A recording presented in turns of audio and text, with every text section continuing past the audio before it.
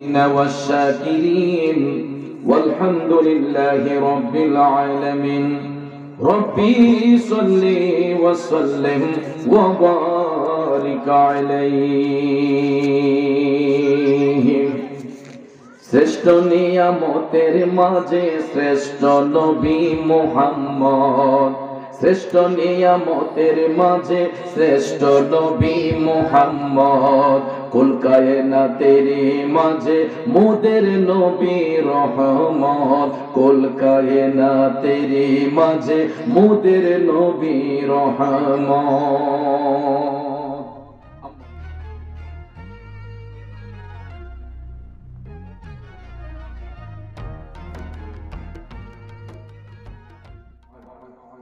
উপস্থিত ছয়লি প্রদেশ প্রাকৃতিক লীলাভূমির অপরূপ চিরসবুজ সোনার বাংলাদেশের ঐতিহ্যবাহী হবিগঞ্জ জেলার সদর থানাধীন ছোট বহুলা প্রাইমারি স্কুল মাঠ প্রাঙ্গণে হিলফুল ফজল সুন্নি যুব সংগঠনের এক ঝাঁক নবী প্রেমিক অলি প্রেমিক সুশিক্ষিত নওজোয়ান যুবক ভাইদের অক্লান্ত পরিশ্রমের বিনিময়ে আয়োজিত আজকের এই ষষ্ঠ বার্ষিক ইসলামী সুন্নি মহাসম্মেলন 2021 ইংরেজি সনের স্বনামধন্য সভাপতি অত্র এলাকার কৃতি সন্তান হাজী মোহাম্মদ আব্দুল আওয়াল সাহিব, আজকের সহ সভাপতি অত্র এলাকার কৃতি সন্তান মোহাম্মদ সিদ্দিক আলী সাহিব। আলোচনা করেছেন হযরত মাওলানা কারি মুফতি মোহাম্মদ মুজিবুর রহমান খান আল কাদরি সাহিব, জিনার মাধ্যমে দাওয়াত কবুল করেছি ঐতিহ্যবাহী ছোট বহুলা পশ্চিম জামে মসজিদের সম্মানিত পেশ ইমাম ও খতিব আমার ভাই হযরত মাওলানা মোহাম্মদ মামুনুর রশিদ সাহিব সহ আজকের মাহফিলের সম্মানিত আলোচক বৃন্দ, মঞ্চে আসেন ওলামায়ে আহলে সুন্নাত, আমার তরিকতপন্থী মুরব্বী বাবারা, সুশিক্ষিত আমার কৃষক, শ্রমিক, চাকরিজীবী, ব্যবসায়ী, সাংবাদিক, শিক্ষক, প্রশাসনিক, গোয়েন্দা বিভাগের সম্মানিত ভাইয়েরা, স্কুল, কলেজ, ইউনিভার্সিটি, মাদ্রাসায় পড়ুয়া ছাত্র ভাইয়েরা, পর্দার অন্তরাল থেকে বসে বসে শুনছেন সম্মানিত আবেদা সালেহা আমার দিন দরদি শ্রদ্ধায়ান মা ও বোনেরা, সকলের প্রতি আবারও আন্তরিক সালাম। আসসালামু আলাইকুম ওয়া রাহমাতুল্লাহি ওয়া বারাকাতুহু। রব্বুল ইজ্জতের আলিশান দরবারে লাখ কোটি শুকর গুজার করার পর প্রিয় নবী সরকারে দো আলম নূরে মুজাসসাম দো জাহানের সরদার উম্মতের দরদি শাফাতের কান্ডারি, যিনি হায়াতুন নবী, জিন্দা নবী, যিনি সমস্ত নবীগণের নবী, ইমামুল আম্বিয়া, বিশ্ব সভার সভাপতি, যিনি আমাদের নবী মুহাম্মদুর রাসূলুল্লাহ সাল্লাল্লাহু তাআলা আলাইহি ওয়াসাল্লামের শানে নাতে মুস্তাফা দুরুদ মুস্তাফা সাল্লাল্লাহু আলাইহি ওয়াসাল্লাম পরিবেশন করে আপনাদের খেদমতে মহাগ্রন্থ আল কোরআনুল কারীমের সর্ববৃহৎ সূরা সূরাতুল বাকারা 119 নম্বর আয়াতে পাকের কিছু অংশ তেলাওয়াত করেছি। আলহামদুলিল্লাহ বলেন। রাত গভীর, সময় সংক্ষেপ, খুব অল্প সময়ে আয়াতে পাকের মূল অর্থ তাফসীরের ভাষায় কিছু আলোচনা এসেছে, এইগুলো উপস্থাপন করে মিলাদ শরীফ হবে, একটু জিকিরের তালিম হবে, সবশেষে মুনাজাতের মাধ্যমে আমরা আপন আপন বাড়িতে যাব। আল্লাহ পাক যেন আমাদের সকলকে শেষ মুনাজাত পর্যন্ত ধৈর্যের সহিত বসার তৌফিক দান করেন। আমরা সকলে উচ্চ আওয়াজে বলি আল্লাহুম্মা আমিন। বাবাজিরা আমার, এই সুন্দর জগৎ সৃষ্টি করার পরে মহান রব্বুল আলামিন সত্যের পয়গাম পৌঁছে দেবার জন্য যুগে যুগে বহু নবী রাসূল আল্লাহ পাক পাঠিয়েছেন, ঠিক না? মুফাসসিরিনে কেরাম বলেন 1,24,000 মতান্তরে 2,24,000 নবী রাসূল আল্লাহ পাক এই পৃথিবীতে প্রেরণ করেছেন। তবে শুনেন, একমাত্র আমাদের নবী ছাড়া অন্য সকল নবীগণকে আল্লাহ রাব্বুল আলামিন সারা জাহানের জন্য পাঠান নাই। এক একজন নবীকে নির্দিষ্ট করে এক একটা কওমের মধ্যে আল্লাহ পাক পাঠিয়েছেন। আল্লাহু আকবার বলেন। ঈসা নবী বলেন, মুসা নবী বলেন, আইয়ুব নবী বলেন, দাউদ নবী বলেন, যত নবী পয়গম্বর কাউকে সারা জাহানের জন্য আল্লাহ পাক পাঠান নাই, তাদেরকে নির্দিষ্ট করে এক একটা কওমের মধ্যে আল্লাহ পাক পাঠিয়েছেন। সকল নবীগণের একটাই মেসেজ ছিল, তারা দুনিয়ার জমিনে অবতরণ করে একটাই মেসেজ বলতেন, লা ইলাহা ইল্লাল্লাহ, আল্লাহ ছাড়া কোনো মাবুদ। এই কালেমা ছিল নবীদের কালেমা। প্রত্যেক নবীগণ এই কালেমার দাওয়াতি দিতেন। তবে হ্যাঁ, ওই সকল নবীগণ যখন সত্যের দাওয়াত দিতেন, তাদের উম্মতেরা তাদের নবীর কথা বিশ্বাস করত না। নাউজুবিল্লাহ বলেন। এরা তাদের নবীকে বিশ্বাস করত না। বাজান, তখনকার যুগটাকেই বলা হতো অন্ধকারের যুগ, যেটাকে ইতিহাসের ভাষায় বলা হয় আইয়ামে জাহিলিয়াতের যুগ। যেই যুগে কোনো সামাজিকতা ছিল না, নমনীয়তা ছিল না, ভদ্রতা ছিল না। মোট কথা গোটা জগৎ অন্ধকারে নিমজ্জিত ছিল। ঠিক সেই সময়ে সমস্ত নবীগণ আল্লাহ পাকের কাছে অ্যাপ্লিকেশন করেছিলেন, আয় আল্লাহ, এমন একজন রাসূল আপনি পাঠান, যেই রাসূলকে পাঠালে আপনার তামাম জাহান চিরকালের জন্য আলোকিত হয়ে যায়। গভীরে মনোযোগ, লম্বা চড়া কথা বলে আপনাদের মনোযোগ আমি নষ্ট করব না। ও আমার বাবাজিরা, বন্ধুরা গো, আমি আপনি এমন একজন নবীর উম্মত হয়ে দুনিয়াতে আসলাম। আমাদের নবী ইচ্ছে করে দুনিয়াতে আসেন নাই, আমার মায়ার নবীর আসার কোনো প্রয়োজনও ছিল না। সমস্ত নবীগণ আল্লাহ পাকের কাছে অ্যাপ্লিকেশন করেছিলেন নূরের নবীর নূর মুবারক পৃথিবীতে পাঠাবার জন্য। এই জন্য আল্লাহ রাব্বুল আলামিন আহকামুল হাকিমিন দয়া করে মায়া করে নূরের নবীর নূর মুবারককে সূরতে বাশার রূপ দান করিয়া এই বিশ্বভুবনের মধ্যে পাঠাইয়া জগৎ সুন্দর করেছেন। এখন আপনারা বলুন, ওই নবী আসাতে আমরা খুশি না বেজার? আরো জোরে বলেন, খুশি না বেজার? জগতের বন্ধুরা রে, ও মুরব্বী বাবাজিরা, আমার সম্মানিত মা বোনরা যারা শুনছেন গো, আল্লাহ রাব্বুল আলামিন আহকামুল হাকিমিন দয়া করে মায়া করে মায়ার নবীর নূর মুবারক পৃথিবীতে পাঠিয়েছেন বিদায় আল্লাহ রাব্বুল আলামিন সূরা বাকারার 119 নম্বর আয়াতে পাকের মধ্যে বলছেন, বিসমিল্লাহির রহমানির রহিম,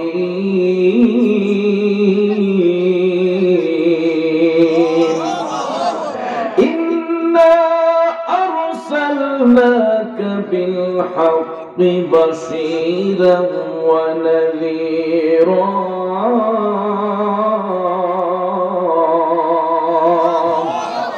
উচ্চ আওয়াজে বলুন, ঘোষণাটা কার? আমার আল্লাহ বলেন, ও হাবিব, ও বন্ধু, ইন্না আরসালনাকা, নিশ্চয় আমি আল্লাহ আপনি বন্ধুকে প্রেরণ করেছি, পাঠিয়েছি। কিসের জন্য? বিল হাক্কি বাশীরা ওয়া নাযীরা, সত্য সহ শুভ সংবাদদাতা রূপে, সতর্ককারী রূপে আমি আল্লাহ আপনি বন্ধুকে প্রেরণ করেছি, পাঠিয়েছি। বন্ধুরে, আমার মায়ার নবী পৃথিবীর মধ্যে সমাগমন করেছেন। এই জন্য আল্লাহ রাব্বুল আলামিন বলেছেন, ইন্না আরসালনাকা, আমি আপনাকে পাঠিয়েছি। ও বন্ধু, পাঠানো হয় ওই বস্তু যা পূর্বে থেকেই মালিকের কাছে মওজুদ থাকে, ঠিক না বেঠে? অনেক ভাইরা মনে করে এই পৃথিবীতে মনে হয় আমার নবীর সৃষ্টি হয়েছে। না রে বাজান, না, আমার নবীর সৃষ্টি এই পৃথিবীর জমিনে হয় নাই। এই পৃথিবীতে নবীর শুভাগমন হয়েছে। সৃষ্টির কথা যদি বলতে হয় একটু দূরে যেতে হবে। বাবাজিরা আমার, তাফসীরে কাবীরের মধ্যে আমি গুনাহগার দেখলাম, আমার মায়ার নবী দয়ার নবীকে আল্লাহর ফেরেশতা হযরতে জিবরাইল আলাইহিস সালাম প্রশ্ন করেছিলেন, নবী গো, ইয়া রাসূলুল্লাহ, আমি জিবরাইল আপনার কাছে জানতে চাই আপনার বয়সটা কত? মুস্কি হেসে দিয়া আল্লাহর নবী বলতেছেন, ও জিবরাইল, আগে বলো তোমার বয়সটা কত? বাবাজিরা আমার, বন্ধুরা আমার, জিবরাইল ডাক দিয়া কই, নবী গো, নবী, আমি জিবরাইলের বয়সটা কত আমি নিজেও সেটা অনুমান করতে পারি না। তবে নবী গো, আমি এতটুকু পর্যন্ত বলতে পারি, ৭০,০০০ বছর পর পর আকাশের মধ্যে একটা নূরের তারকা উদিত হইত, আবার নিভে যেত। আল্লাহু আকবার বলেন। কয় বছর পর পর? আওয়াজ দেন, কয় বছর? নবীর মনোযোগ, জিবরাইল বলতেছেন নবী গো ৭০,০০০ বছর পর পর আকাশের মধ্যে একটা নূরের তারকা উদিত হতো আবার নিভে যেত। আল্লাহর হাবিব বললেন ও জিবরাইল ওই নূরের তারকাটা তুমি কতবার দেখেছো? জিবরাইল আলাইহিস সালাম ডাক দিয়ে কই নবী গো নবী খোদার কসম খেয়ে বলছি নবী গো আমি জিবরাইল আমার বয়সে এই নূরের তারকাটা ৭২,০০০ বার দেখেছি। এ বন্ধু জিবরাইল আলাইহিস সালাম কই নবী গো ওই নূরের তারকাটা আমি ৭২,০০০ বার দেখেছি। আমার নবী আপনার নবী ডাক দিয়া কয় জিবরাইল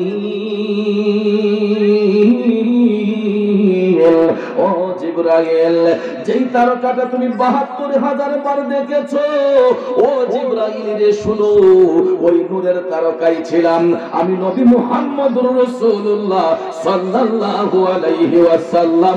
আওয়াজ করে বলুন না ইয়া রাসূলুল্লাহ, আর একটু জোরে বলেন ইয়া হাবিবাল্লাহ।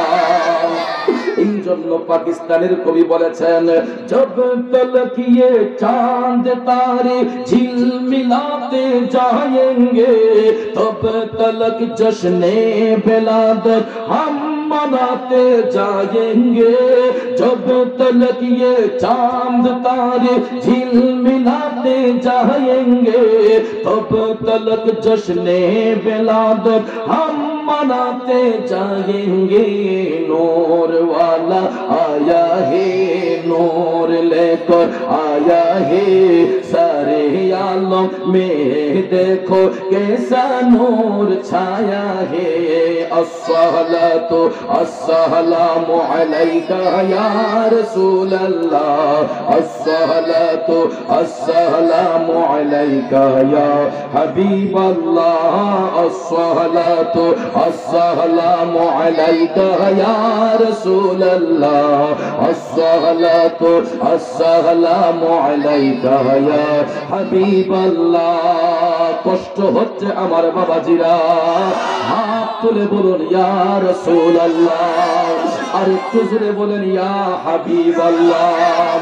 আমার যুবক বন্ধুরা ও মুরব্বি বাবাজিরা গো আমার সম্মানিত মা বোনরা যারা শুনছেন জিবরাইলের প্রশ্নের জবাবে আল্লাহর হাবিব এই কথা বলার সঙ্গে সঙ্গে জিবরাইল আলাইহিস সালাম অবাক হয়ে গেলেন।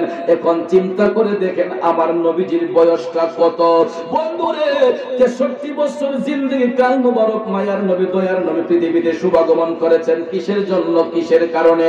ওয়া ইউআল্লিমুহুমুল কিতাবা ওয়াল হিকমাতা ওয়া ইউযাক্কিহিম জগৎবাসীকে কিতাব এবং হিকমত শিক্ষা দেওয়ার জন্য পবিত্র করার জন্য আমার মায়ার নবী পৃথিবীর মধ্যে শুভাগমন করেছেন। কথা বলেন ঠিক কিনা? আপনারা বলেন তো ঝগড়া করার জন্য কি রাসূল এসেছেন? মারামারি করার জন্য রাসূল এসেছেন? ও বন্ধু বন্ধুরে আমার নবী ঝগড়া করতে আসেন নাই, আমার নবী মারামারি করতে আসেন নাই, অস্ত্র হাতে নিয়ে নবী সত্যের দাওয়াত দেন নাই, বোমা হাতে নিয়ে নবী সত্যের দাওয়াত দেন নাই। আমার মায়ের নবী দয়ার নবীজি মধুমাখা জবান মুবারকে যখন ওই কালেমার দাওয়াত দিতেন গো বাজার আমার বন্ধুরা আমার সব নবীরা যেই দাওয়াত দিয়েছিলেন আমার নবীও সেই দাওয়াত দিচ্ছেন। নবীর কালেমা হচ্ছে লা ইলাহা ইল্লাল্লাহ, ঠিক না বিঠি? অন্য সকল নবীর উম্মতেরা তারপরে যদিও কালেমা পড়তো, মুসা নবীর উম্মতরা কালেমা পড়তো লা ইলাহা ইল্লাল্লাহ মুসা কালিমুল্লাহ, ঈসা নবীর উম্মতরা কালেমা পড়লে পড়তো লা ইলাহা ইল্লাল্লাহ ঈসা রূহুল্লাহ, ঠিক না বিঠি? তারা তাদের নবীর নামে কালেমা পড়তো, কিন্তু আমার নবীর উম্মতরা কালেমা পড়বে কিভাবে তারা তো কিছু বলে না। এই জন্য আল্লাহ কয় হাবিব ও বন্ধু আপনি শুধু আপনার কালেমা পড়বেন, আপনার কালেমা পড়লে তো কালেমার সমাপ্তি হবে না যতক্ষণ আমি আল্লাহর কালেমা যুক্ত না করা হবে। সুবহানাল্লাহ। কারণ বাজান কালেমার অংশ দুইটা। কালেমার অংশ কয়টা? কালেমার অংশ দুইটা। একটা হলো লা ইলাহা ইল্লাল্লাহ, অপরটা হলো মুহাম্মদুর রাসূলুল্লাহ। এখন আপনারা বলেন অংশ দুইটা হওয়া থেকে কালেমা কি আলাদা না যুক্ত? আলাদা না যুক্ত? এ বন্ধুরা আমার আজকে এই সমাজের মধ্যে কিছু কিছু মূর্খ মৌলবী বের হয়েছে যারা বলে লা ইলাহা ইল্লাল্লাহ থাকবে উপরে মুহাম্মদুর রাসূলুল্লাহ নিচে নাউজুবিল্লাহ কোন বাবাজিরা আমার বন্ধুরা আমার এটা কোন শিক্ষিত লোকের ভাষা নয় শিক্ষিত লোকের কথা নয় এটা গুস্তাখে রাসূলের কথা বিয়াদবে রাসূলদের কথা ঠিক না বিঠে ওই বিয়াদবে রাসূলরা সমাজের মুমিন মুসলমানদের মধ্যে ফিতনা সৃষ্টি করার জন্য তারা বলে লা ইলাহা ইল্লাল্লাহু মুহাম্মাদুর রাসূলুল্লাহ এক লাইনে লেখা যাবে না কিন্তু বাজার আল্লাহর নবী হযরতে বাবা আদম আলাইহিস সালাম সৃষ্টি হওয়ার পরে বাবাজিরা আমার বন্ধুরা আমার মাদারুন নবুওয়াত কিতাবের মধ্যে শাইখ আব্দুল হক মুহাদ্দিসে দেহলভী রাহমাতুল্লাহ আলাইহি শেরে খোদা মাওলানা আলী থেকে একটা riwayat নকল করে বলতেছেন হযরতে বাবা আদম আলাইহিস সালাম সৃষ্টি হওয়ার পরে তিনি যখন আল্লাহ পাকের মহান আরশের মধ্যে তাকিয়েছিলেন তখন তিনি নূরানি অক্ষর দ্বারা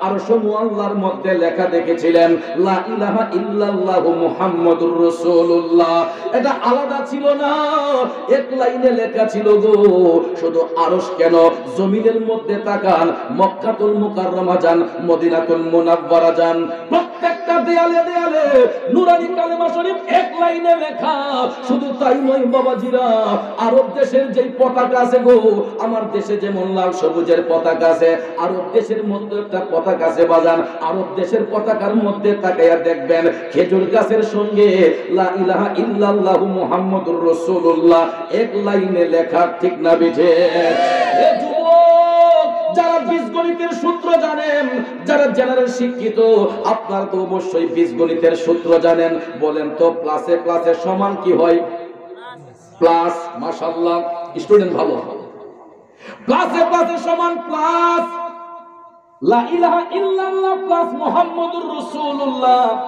সমান দিয়া কিন্তু আলাদা কালেমা হবে না যুক্ত কালেমা হবে যেটার মধ্যে কোনো গ্যাপ নাই কথা বলেন ঠিক কি না এই জন্য শায়ের বলেছেন কালমার আগে পরে আল্লাহ মাঝখানে রাসূল সৃষ্টি কুলে মোদের নবীর নাই যে সমতল কালমার আগে পরে আল্লাহ মাঝখানে রাসূল সৃষ্টি কুলে মোদের নবীর নাই যে সমতল আল্লাহ পাকের প্রিয় নবী সৃষ্টির উপরে এলেন নূরের নবী যখন মক্কা নগরে বলুন নূরের নবী যখন মক্কা নগরে কালেমা মুখে নিয়ে মূর্তি সিজদায় পড়ে এলেন নূরের নবী যখন মক্কা নগরে একটা জবান বন্ধ রাখবেন না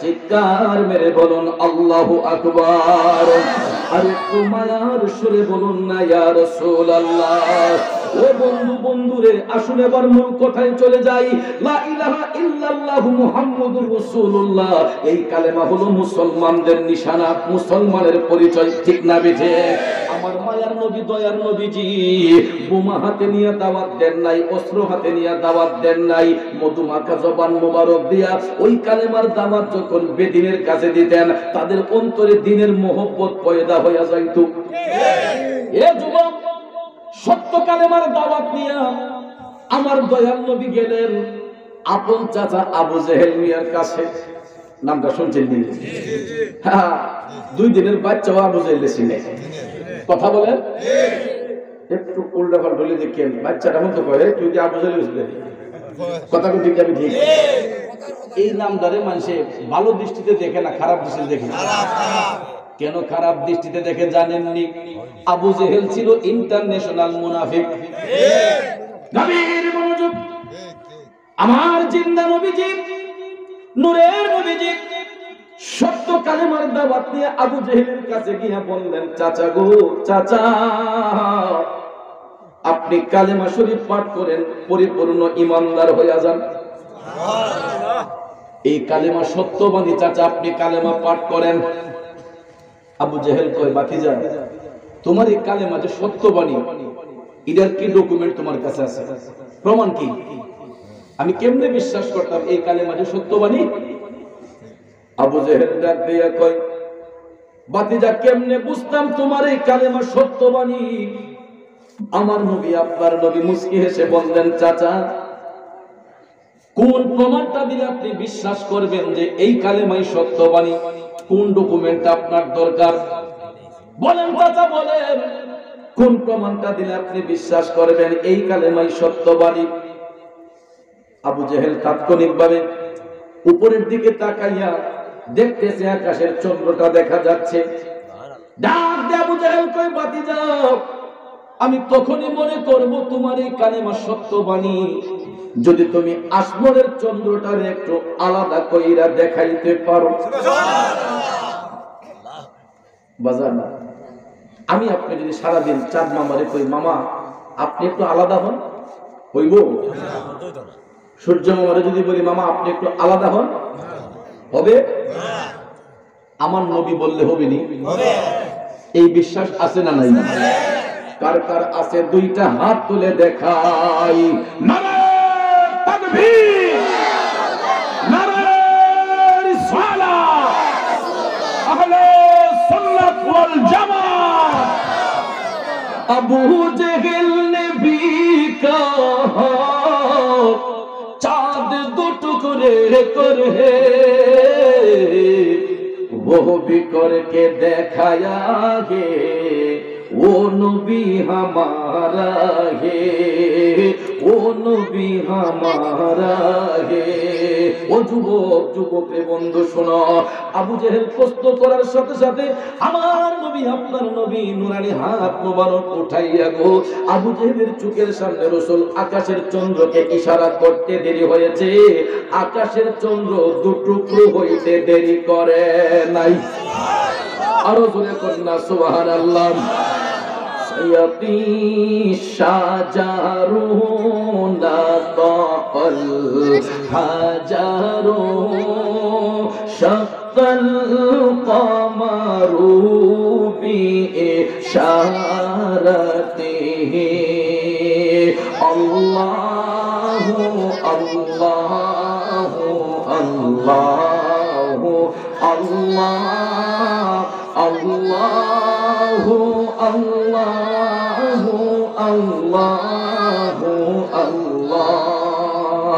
আল্লাহু আল্লাহু আল্লাহু আল্লাহ আল্লাহু আল্লাহু আল্লাহু আল্লাহ।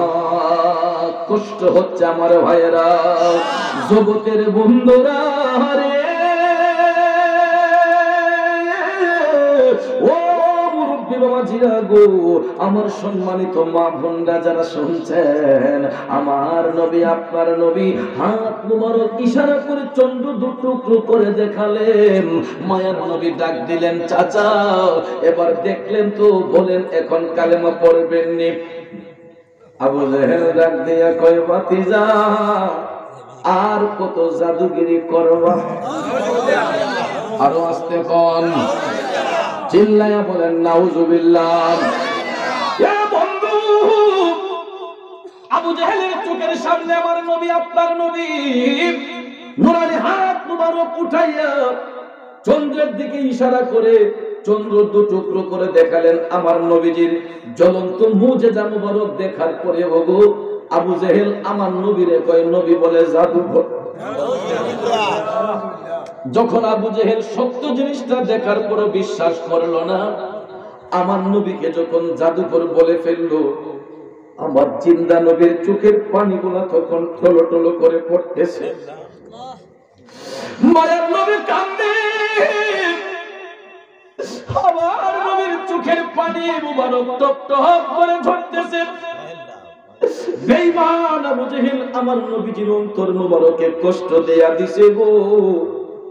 আমার আল্লাহ কুদরতের নজর দিয়া তাকাইয়া দেখতেছেন, আবু জেহেল আপন বন্ধু নবী মুস্তাফার অন্তর মুবারকে কষ্ট দিয়া দিছে। ওই আমার যুবক বন্ধুরা, ও মুরব্বী বাবাজিরা গো, আমার আল্লাহ আপন বন্ধুর সামান্যতম চিন্তিত হওয়াটা পছন্দ করে না। আমার আল্লাহ আপন বন্ধুর চোখের পানি সহ্য করতে পারলেন না গো। আল্লাহ রাব্বুল আলামিন সাথে সাথে কুদরতের জবান দিয়া ডাক দিয়া বলতেছেন, ও জিবরাইল,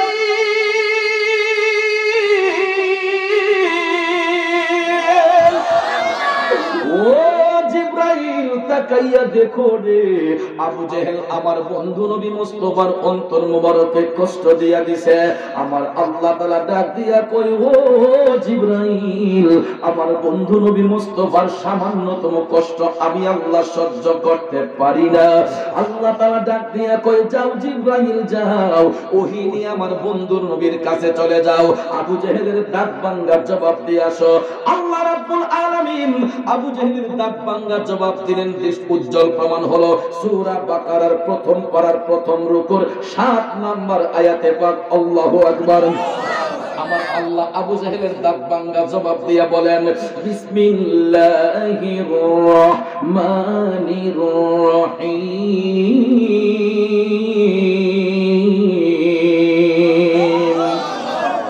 খাতামাল্লাহু আলা কুলুবিহিম ওয়া আলা সামইহিম ওয়া আলা আবসারিহিম গিশাওয়া ওয়া লাহুম আযাবুন আযীম।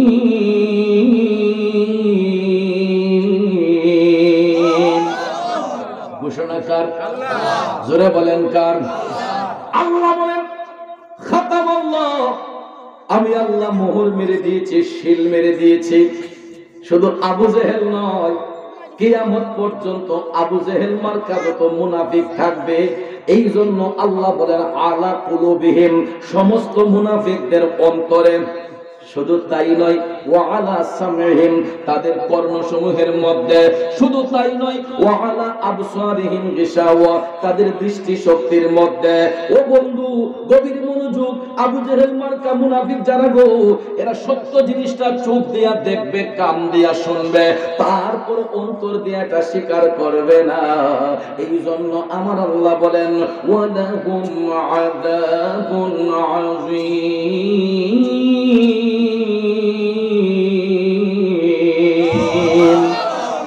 ওই সমস্ত মুনাফিকদের জন্য আমি আল্লাহর যন্ত্রণাদায়ক শাস্তি নির্ধারণ করে রেখেছি।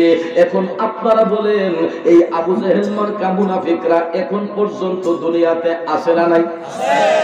এরা অতীতেও ছিল, বর্তমানও আছে, ভবিষ্যতেও থাকবে। বাবাজিরা আমার, এখন বলতে পারেন হুজুর, মুনাফিক কারা হয়?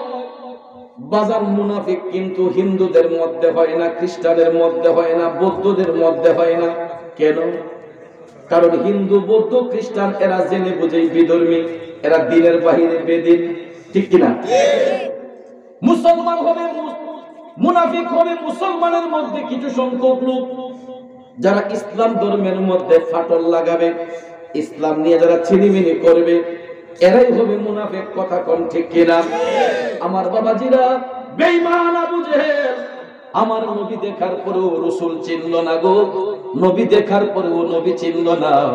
কিন্তু এই পৃথিবীতে কত প্রেমিক পাগল আছে রে, আমার নবী দেখার জন্য কত দেওয়ানা, কত রাত কান্দে নবী দেখার জন্য, কত দিন কান্দে নবী দেখার জন্য, কত রাত কাটায় নবী দেখার জন্য গো।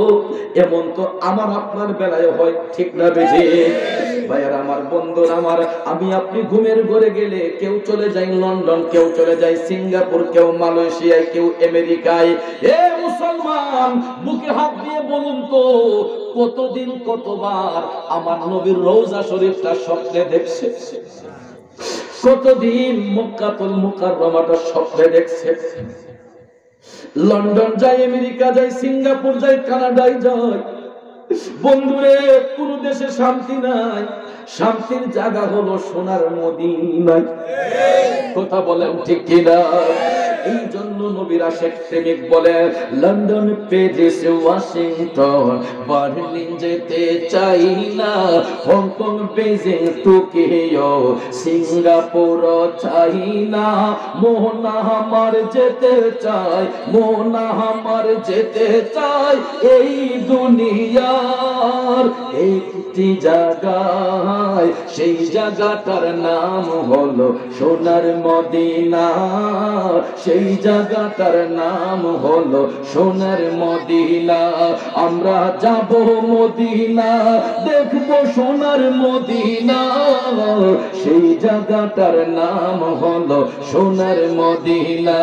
বাইরে নারী গাড়ি বাড়ি নিয়ে দুনিয়া পাগল, যশ খেতের বাড়াবাড়ি চলছে অনর্গল, ঠিক কিনা? ওরে নারী বাড়ি যশ খেতের নাই রে কামনা, নবীর জিয়ারতে যাব মনের বাসনা, সেই বাসনা পূর্ণ হবে দেখলে মদিনা, সেই বাসনা পূর্ণ হবে দেখলে মদিনা। আমরা যাব মদিনা, দেখবো সোনার মদিনা, সেই জায়গাটার নাম হলো সোনার মদিনা। আমার মদিনার প্রেমে পাগল হতে চাই কি চাই না? কথা বলেন, চাই কি চাই না? ও বন্ধু, আবু জেহেল নবী দেখার পর নবী চিনল না গো, কিন্তু আমার নবীর দিদার পাবার জন্য ওই নবীর আওলাদরে ভালোবাসা আল্লাহর বন্ধু হয়েছিলেন বাগদাদের জমিনে একজন আল্লাহর ওলি, ওনার নাম হচ্ছে হযরতে জুনাইদ বাগদাদী রাহমাতুল্লাহ আলাইহি। বন্ধু, আমি গুনাহগার জুনাইদ বাগদাদীর জীবনী পড়ে দেখছি গো, জুনাইদ বাগদাদী এত বড় কোন পণ্ডিতের অধিকারী ছিলেন না, তিনি এত বড় মাপের কোন আলেম ছিলেন না, কিন্তু জুনাইদ বাগদাদীর মধ্যে একটা ভালো গুণ ছিল, তিনি নবীর বংশের আওলাদরে ভালোবাসতেন। আমার নবী দেখার জন্য জুনাইদ বাগদাদী আমার নবীর বংশের আওলাদরে ভালোবাসতেন। বন্ধুরে বন্ধু, মুরব্বীর একটা কথা বলে, সৎসঙ্গে স্বর্গবাস, অসৎ সঙ্গে সর্বনাশ। লৌহের সঙ্গে যখন পরশের ঘষা লাগে, লৌহের কিরণে কিন্তু পরশের কিরণে কিন্তু লৌহটা পর্যন্ত দামি হয়ে যায়। এই জন্য দাদা হুজুর লিখছিলেন, তুমি পরশ আমি লোহা, ও দয়াল দেখিবারে পাই, ওরে পরশের কিরণে লোহা স্বর্ণ দেও বানাই গো মুর্শিদ, এই ভিক্ষা চাই তোমার প্রেমাগুনে আমায় পুইরা করো ছাই। কষ্ট হচ্ছে বাজান, গভীর মনোযোগ মনোযোগ। জুনাইদ বাগদাদী এত বড় পণ্ডিতের অধিকারী ছিলেন না, তিনি কি করতেন জানেননি?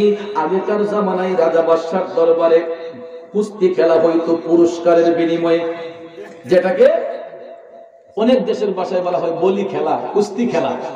পুরস্কারের বিনিময়ে কুস্তি খেলা হতো। বাগদাদের এক বাদশার দরবারে জুনাইদ বাগদাদী কুস্তির খেলা কাজ করতেন, তার অন্য কোনো কাজ ছিল না, তিনি খাবার দাবার খাইতেন, শরীর চর্চা করতেন।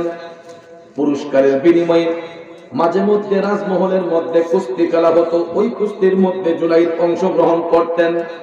বন্ধু, বাগদাদের জমিনে এমন কোন বীর বাহাদুর ছিল না গো জুনাইদ বাগদাদীর সঙ্গে কুস্তি লইয়া জয় লাভ করবে। কারণ যেমন তার বডি, যেমন তার বাচন ভঙ্গি, তেমন তার শক্তি দিয়েছেন কে? জোরে বলেন কে? গভীর মনোযোগ। বাগদাদের জমিনে একজন নবীর বংশের আওলাদ বাস করতেন। ওই নবীর বংশের আওলাদ, তিনি শরীরটা একটু দুর্বল ছিল, দেখতে খুবই চিকন ছিলেন, শরীরের মধ্যে এনার্জি নাই, তিনি কাজকর্ম করতে পারে না।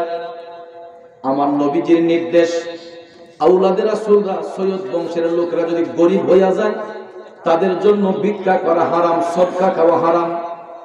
নবী নিষেধ করেছেন।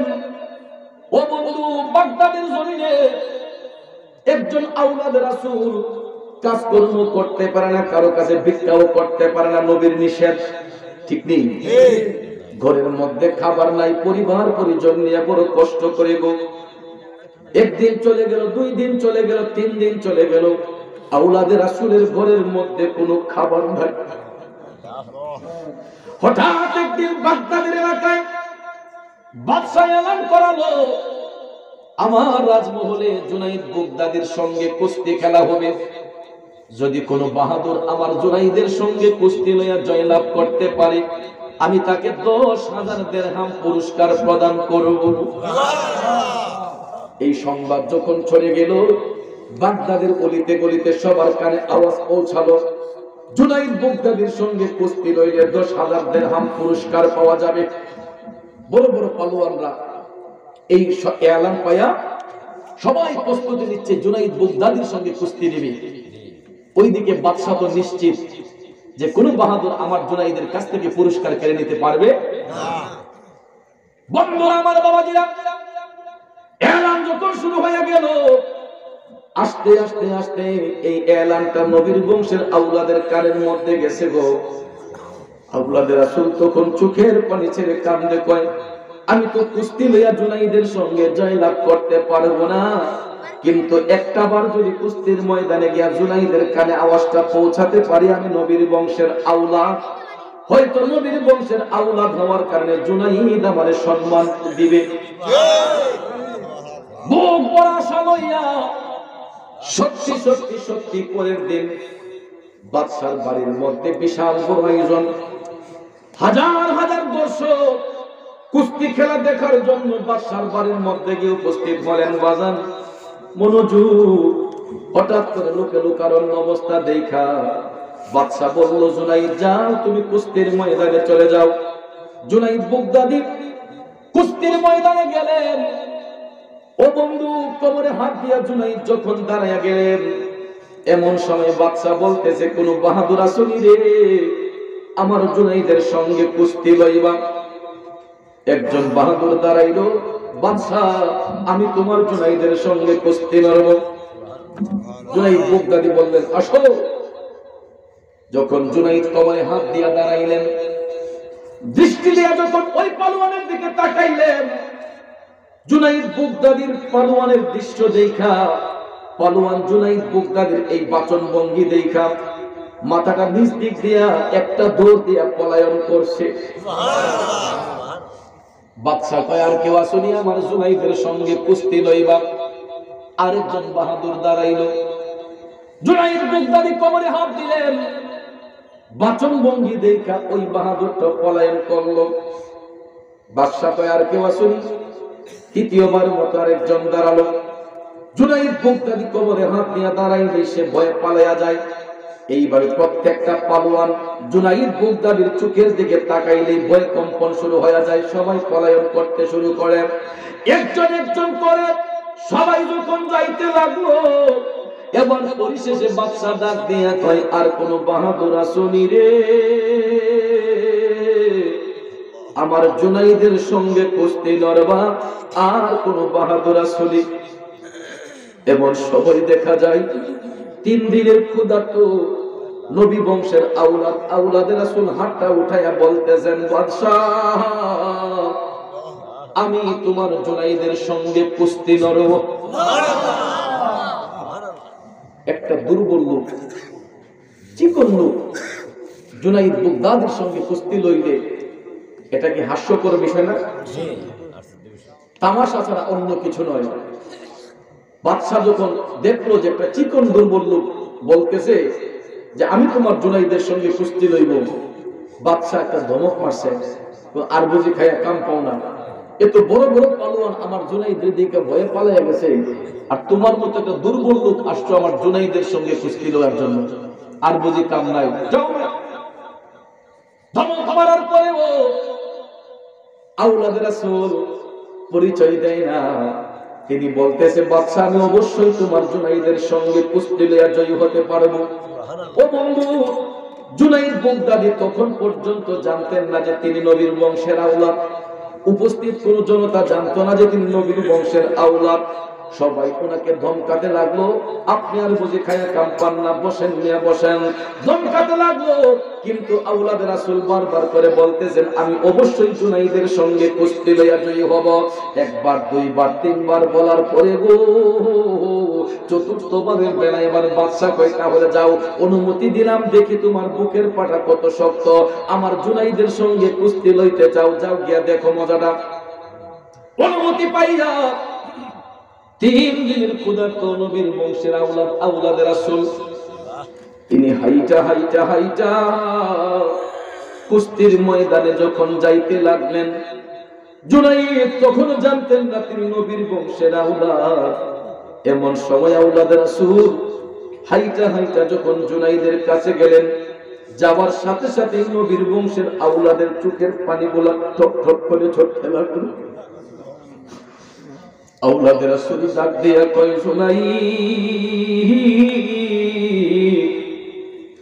তুমি কেমনে ভাবলা আমার মতো একটা দুর্বল লোক তোমার সাথে কুস্তি লইয়া জয়ী হব? ওরে জুনাই, আমি তোমার সঙ্গে কুস্তি লওয়ার জন্য আসি নাই, আমি শুধু একটা মেসেজ তোমার কানে পৌঁছে দেওয়ার জন্য এসেছি। জুনাই, আমি শুনেছি তুমি নবীর বংশের আওলাদরে ভালোবাসো। এই কথাটা বলতে না বলতে জুনাইদের কোমরের হাত থেকে নামিয়ে ফেললেন। হাতটা কোমরে ছিল, হাতটা নামিয়ে ফেললেন। আওলাদের রাসূল ডাক দিয়া কয়, জুনাইদ রে, হে জুনাইদ, তুমি যদি সত্যিই নবীর বংশের আওলাদরে ভালোবাসা থাকো, আমার দিকে একটু তাকাও। জুনাইদ, আমি নবীর বংশের একজন আওলাদ। ওরে জুনাইদ, আমার জন্য ভিক্ষা করা হারাম, সদকা খাওয়া হারাম। রে জুনাইদ, তাকাইয়া দেখ, আজকে 3 দিন ধরে আমার ঘরের মধ্যে কোনো খাবার নাই। আজকে 3 দিন ধরে আমার ঘরের মধ্যে কোনো খাবার নাই রে জুনাইদ। ভিক্ষা করতে পারি না, কারো কাছে হাত পাততেও পারি না। শুনেছি তোমার সঙ্গে কুস্তি লইয়া জয়লাভ করলে 10,000 দিরহাম পাওয়া যাবে। এই জন্য জুনাইদ, আমি শুধু তোমাকে এটা জানাইবার জন্য আমি রাজি হয়েছি, কুস্তি লওয়ার জন্য আমি তোমার কাছে আসি নাই। এখন জুনাইদ বুগদাদি যখন জানতে পারলেন তিনি নবীর বংশের আওলাদ, হাতটা ছিল কোমরে। এখন জুনাইদ 2টা হাতে জোর কইরা বলতেছে,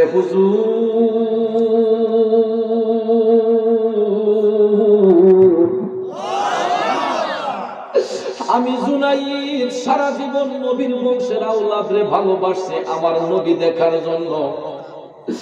আপনি যদি আওলাদের রাসূল হয়ে থাকে, হুজুর আমারে ক্ষমা করে দেন। আপনার সাথে কুস্তি লওয়ার মতো সাহস আমি জুনাইদের এখন পর্যন্ত হয় নাই। হুজুর, যদি আল্লাহ তাআলা আমাকে শক্তি দিয়েছেন, বাগদাদের জমিনে কোন বাহাদুর আমার চোখে দেখি না যে আমার সাথে কুস্তি লইয়া জয়ী হবে।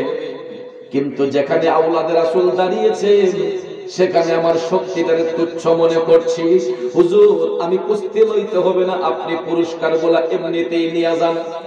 আওলাদের রাসূলের গায়ে হাত দিয়ে এই বেয়াদবি আমি জুনাইদ করতে পারবো না। আওলাদের রাসূল তখন ডাক দিয়ে কয়, জুনাইদ, এখন যদি তুমি আমার সঙ্গে কুস্তি না লও, সবাই মনে করবে আমি তোমারে ভয় পাইয়া গেছি। ঠিক না বিঠি? তা না হলে বাদশা আমাকে পুরস্কার দিবে না। আমি অনুমতি দিলাম, তুমি আমার একটু জড়াইয়া ধরো। অনুমতি পাওয়ার পরে এবার জুনাইদ বুগদাদি আওলাদের রাসূলকে সম্মানিত করার জন্য, নট কুস্তি লওয়ার জন্য না, আওলাদের রাসূলকে সম্মানিত করার জন্য জুনাইদ বুগদাদি নবীর আওলাদরে যায় তাজিম কইরা জড়াইয়া দইরা কুস্তির একটা ভান কইরা জুনাইদ বুগদাদি তাজিম কইরা আওলাদের রাসূলকে জড়াইয়া ধরে ইচ্ছে করে জুনাইদ মাটির মধ্যে ঢলে পড়ে গেছে, নবীর আওলাদরে বুকের মধ্যে বসাইয়া দিছে।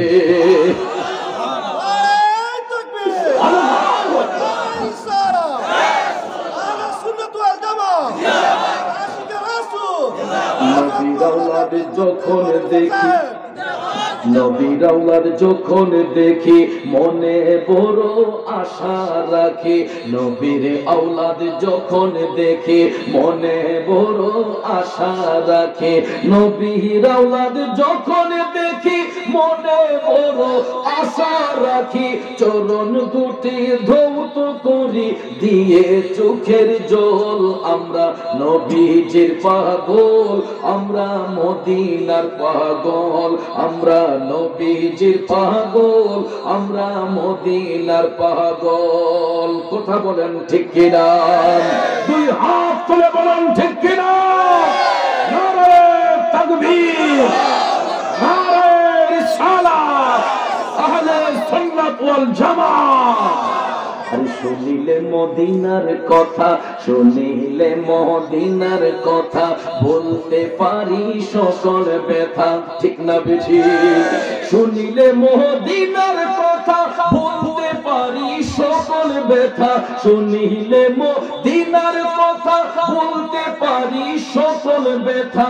বুকের ভেতর ভেসে ওঠে, বুকের ভেতর ভেসে ওঠে মন আনন্দের ঢোল। আমরা নবীজির পাগল, আমরা মদিনার পাগল, সবাই নবীজির পাগল, আমরা মদিনার পাগল।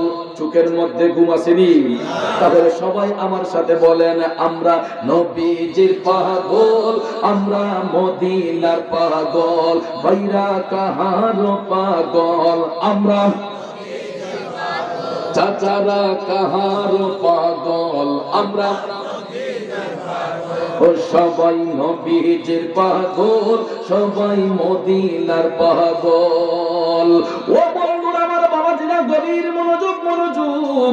জুনাইদ বাগদাদী আওলাদ রাসূলকে তাজিম করে জড়াইয়া ধইরা কুস্তির বান কইরা ইচ্ছে করে জুনাইদ মাটিতে ঢইলা পড়ছে, আওলাদ রাসূলের বুকের মধ্যে বসাইয়া দিছে রে। এবার জুনাইদ বাগদাদী যখন আওলাদ রাসূলকে বুকের মধ্যে বসাইয়া দিল, বাদশা ডাক দিয়া কই, এই কুস্তি আমি মানি না। একটা চিকন দুর্বল লোকের কাছে আমার পালোয়ান জুনাইদ কখনো হাঁটতে পারে না।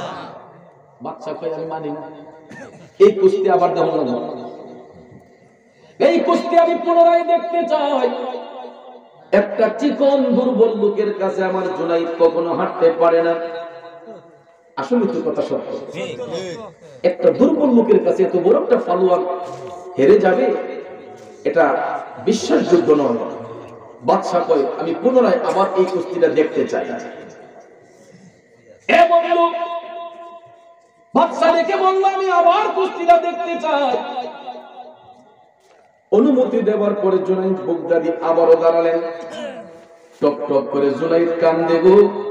একবার নবীর আওলাদের অনুমতি পাইয়া জড়াইয়া ধরলাম, দ্বিতীয়বার আবার কেমনে নবীর বংশের আওলাদের গায়ে হাতটা লাগাই। এমন সময় আওলাদ রাসূল টক টক করে চোখের পানি চাইরা কান্দে, কই, জুনাইদ, আজকে 3 দিন ধরে আমার ঘরের মধ্যে খাবার নাই। জুনাইদ আবার নবীর আওলাদদের সম্মানিত করার জন্য দ্বিতীয়বার আবার জুনাইদ বাগদাদী জড়াইয়া ধইরা সেম কুস্তির বান ধইরা আবার জুনাইদ মাটিতে ঢলে পড়ে গেলেন। নবীর আওলাদরে আবার বুকের মধ্যে বসাইয়া দিলে। এখন তো বাদশার আর কোনো জবাব নাই। একবার যেহেতু হেরেছে, দ্বিতীয়বার তো হারার কথা না, ঠিক না? ঠিক। বাদশা এখন পুরস্কার দিতে বাধ্য। একবার হেরেছে, দ্বিতীয়বার তো হারার কথা নয়। বাদশা এখন ভাবতে লাগলো, তো চিকন লোকটাই তো জয় হয়ে গেল, এখন পুরস্কার না দিয়ে তো উপায় নাই। সত্যি সত্যি সত্যি আওলাদ রাসূলকে 10,000 দিরহাম পুরস্কার প্রদান করা হইল। জুনাইদ বাগদাদী নবীর আওলাদকে সম্মানিত করলেন। 10,000 দিরহাম পুরস্কার সুযোগ পাইয়া আওলাদ রাসূল সেটা গ্রহণ করলেন। মনের মধ্যে আনন্দ। তিনি দোয়া করলেন, জুনাইদ, আমি তোমার জন্য দোয়া করছি, উত্তম পুরস্কার তোমার জন্য রয়েছে। এই কথা বলে আওলাদ রাসূল চলে গেলেন। এখন জুনাইদ বাগদাদী যখন বাদশার মহলের ভিতর ঢুকবে, বাদশা কয়, হে জুনাইদ, থামো, যেখানে আছো সেখানে দাঁড়িয়ে থাকো। বাদশা ডাক দিয়ে কয়, জুনাইদ, সারা জীবন তোরে নিয়ে আমি গর্ব করেছি, তোর সঙ্গে বাগদাদের জমিনে কেউ কুস্তি লইয়া পারে নাই। আজকে একটা জীব, ছোট্ট দুর্বল একটা লোকের কাছে তুই হার মানলে আমার অপমান করলি, আমার মান সম্মান সবগুলোর মধ্যে মিশাইয়া দিলি। এ জুনাইদ, তোর মতো পালোয়ান আমার মহলে আর আমি রাখবো না। এই মুহূর্তে তুই আমার মহল ছেড়ে পলাইয়া যা। আল্লাহু আকবার বলেন। জুনাইদ বাগদাদীকে বাদশা অপমান করছে যে তুই একটা চিকন লোকের কাছে হেরে গেলি, তোর মতো পালোয়ান আমার রাজমহলে আর প্রয়োজন নাই, তুই এই মুহূর্তে বের হয়ে যা, আমি আর তোকে রাখবো না। হে বন্ধু, দুনিয়ার বাদশা জুনাইদ বাগদাদীকে অপমান করলে কিছু যায় আসে না। জুনাইদ বাগদাদি দুনিয়ার বাদশার কাছে অপমান পাইলে কি হবে গো? তিনি তো এমন একজন বাদশার কাছে সম্মানিত হয়ে গেলেন যিনি হলেন বাদশারও বাদশা, ঠিক না বেঠে? শায়ের বলেছেন মুহাম্মদ মুস্তাফা নবী সাল্লাল্লাহু আলা, তুমি বাদশাহ বাদশাহ কামলি ওয়ালা, তুমি বাদশাহ বাদশাহ কামলি ওয়ালা, মুহাম্মদ মুস্তাফা নবী সাল্লাল্লাহু আলা, তুমি বাদশাহ বাদশাহ কামলি ওয়ালা। কষ্ট হচ্ছে আমার ভাইরা। ও বন্ধু, বন্ধু রে বন্ধু, জুনাইদ বাগদাদিকে অপমান করে বের করে দিল। এখন জুনাইদ বাগদাদি অপমান লইয়া তিনি নিজের ঘরে গেলেন। আপন ঘরে যাইয়া জুনাইদ কাঁদতে লাগলেন।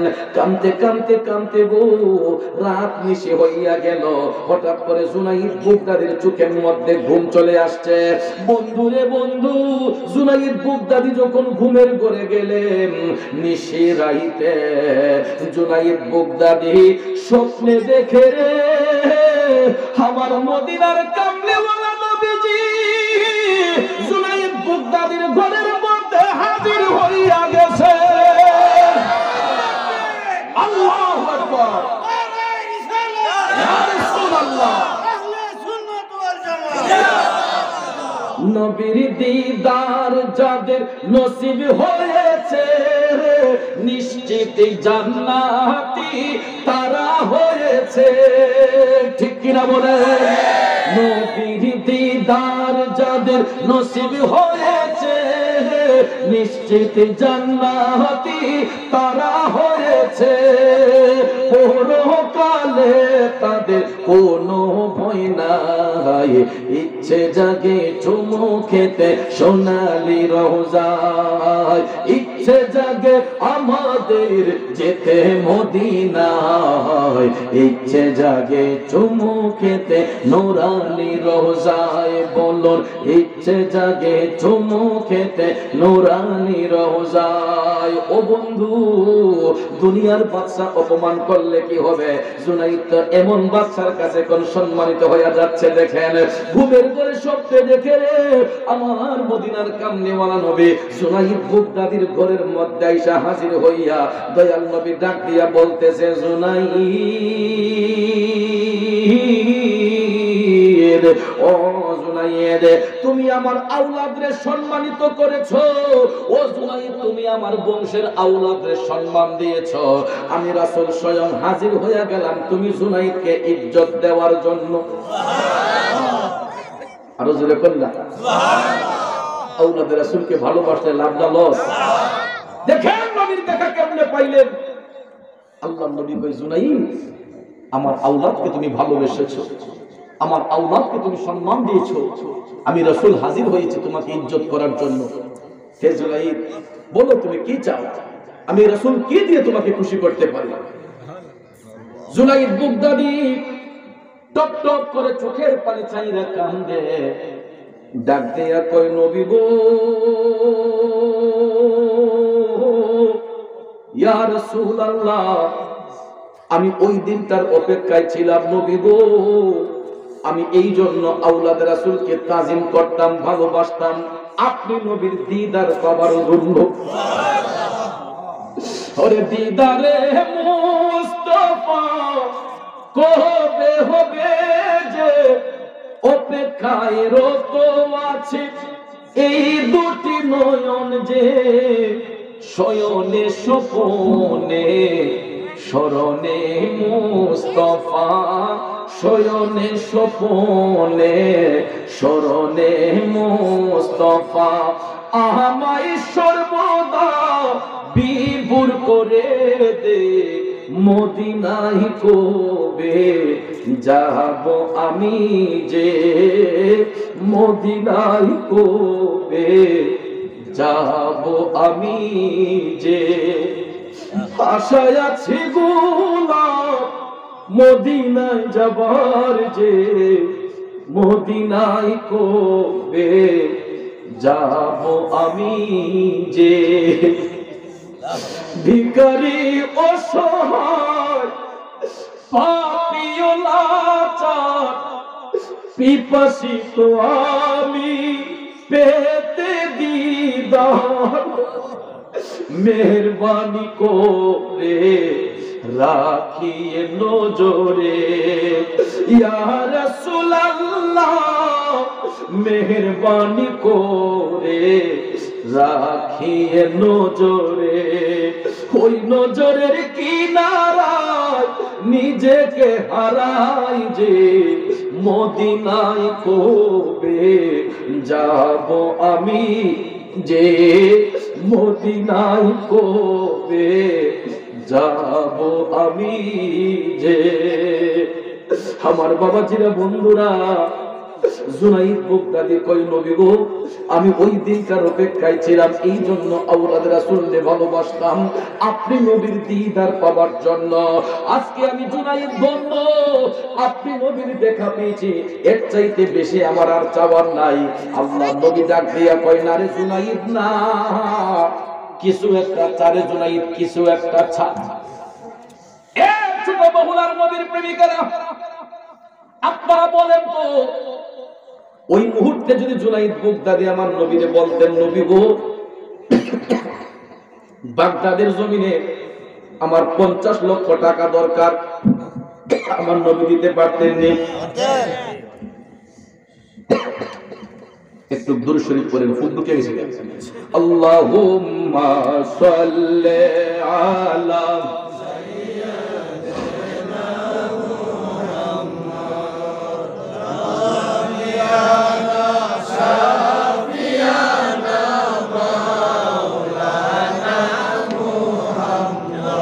Nabi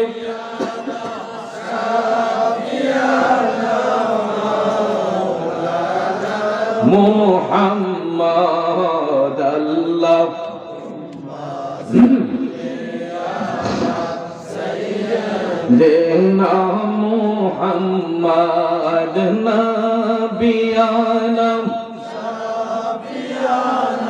Maulana Muhammad এমন নবীর উম্মত আমরা যেই নবীর নাই তুলনা আইয়ে যাহার উপর দুরূদ বেজেন দয়াল প্রভু রব্বানা আল্লাহুম্মা সাল্লি মাশাআল্লাহ Muhammad Nabi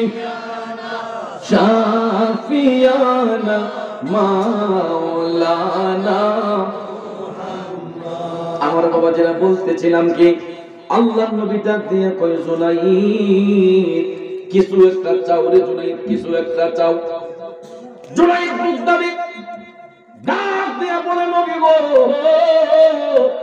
ইয়া রাসূলুল্লাহ চাইতেই যদি হয় আমি গোলামরে একটা অনুমতি দেন আমি আপনার নূরানি কদম মুবারক একটা চুম্বন দিতে চাই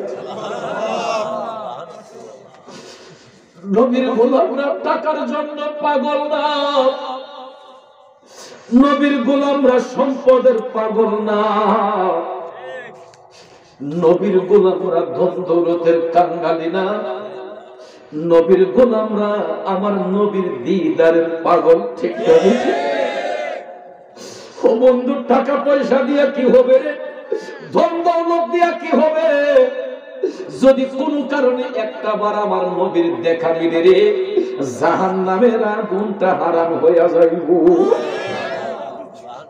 তাইলে বলুন ওই নবী দেখার আগ্রহ আছে না নাই ওই নবী দেখার আগ্রহ হলে আমার আপনার ঈমানটাকে মজবুত করার প্রয়োজন আছে না নাই আমি ওদম গুনাহগার লিখেছিলাম নবী আমার জাহানের জান নবী আমার প্রাণ নবীর কাছে পাবো মোরা খোদাই সন্ধান যদি ঠিক রাখো ঈমান পাবে জান্নাতের বাগান যদি ঠিক রাখো ঈমান পাবে জান্নাতের বাগান আমার জীবন করব দান গেয়ে নবীর গুণগান আমার জীবন করব দান গেয়ে নবীর গুণ নবী ছাড়া ত্রিভুবনে নাই কোনো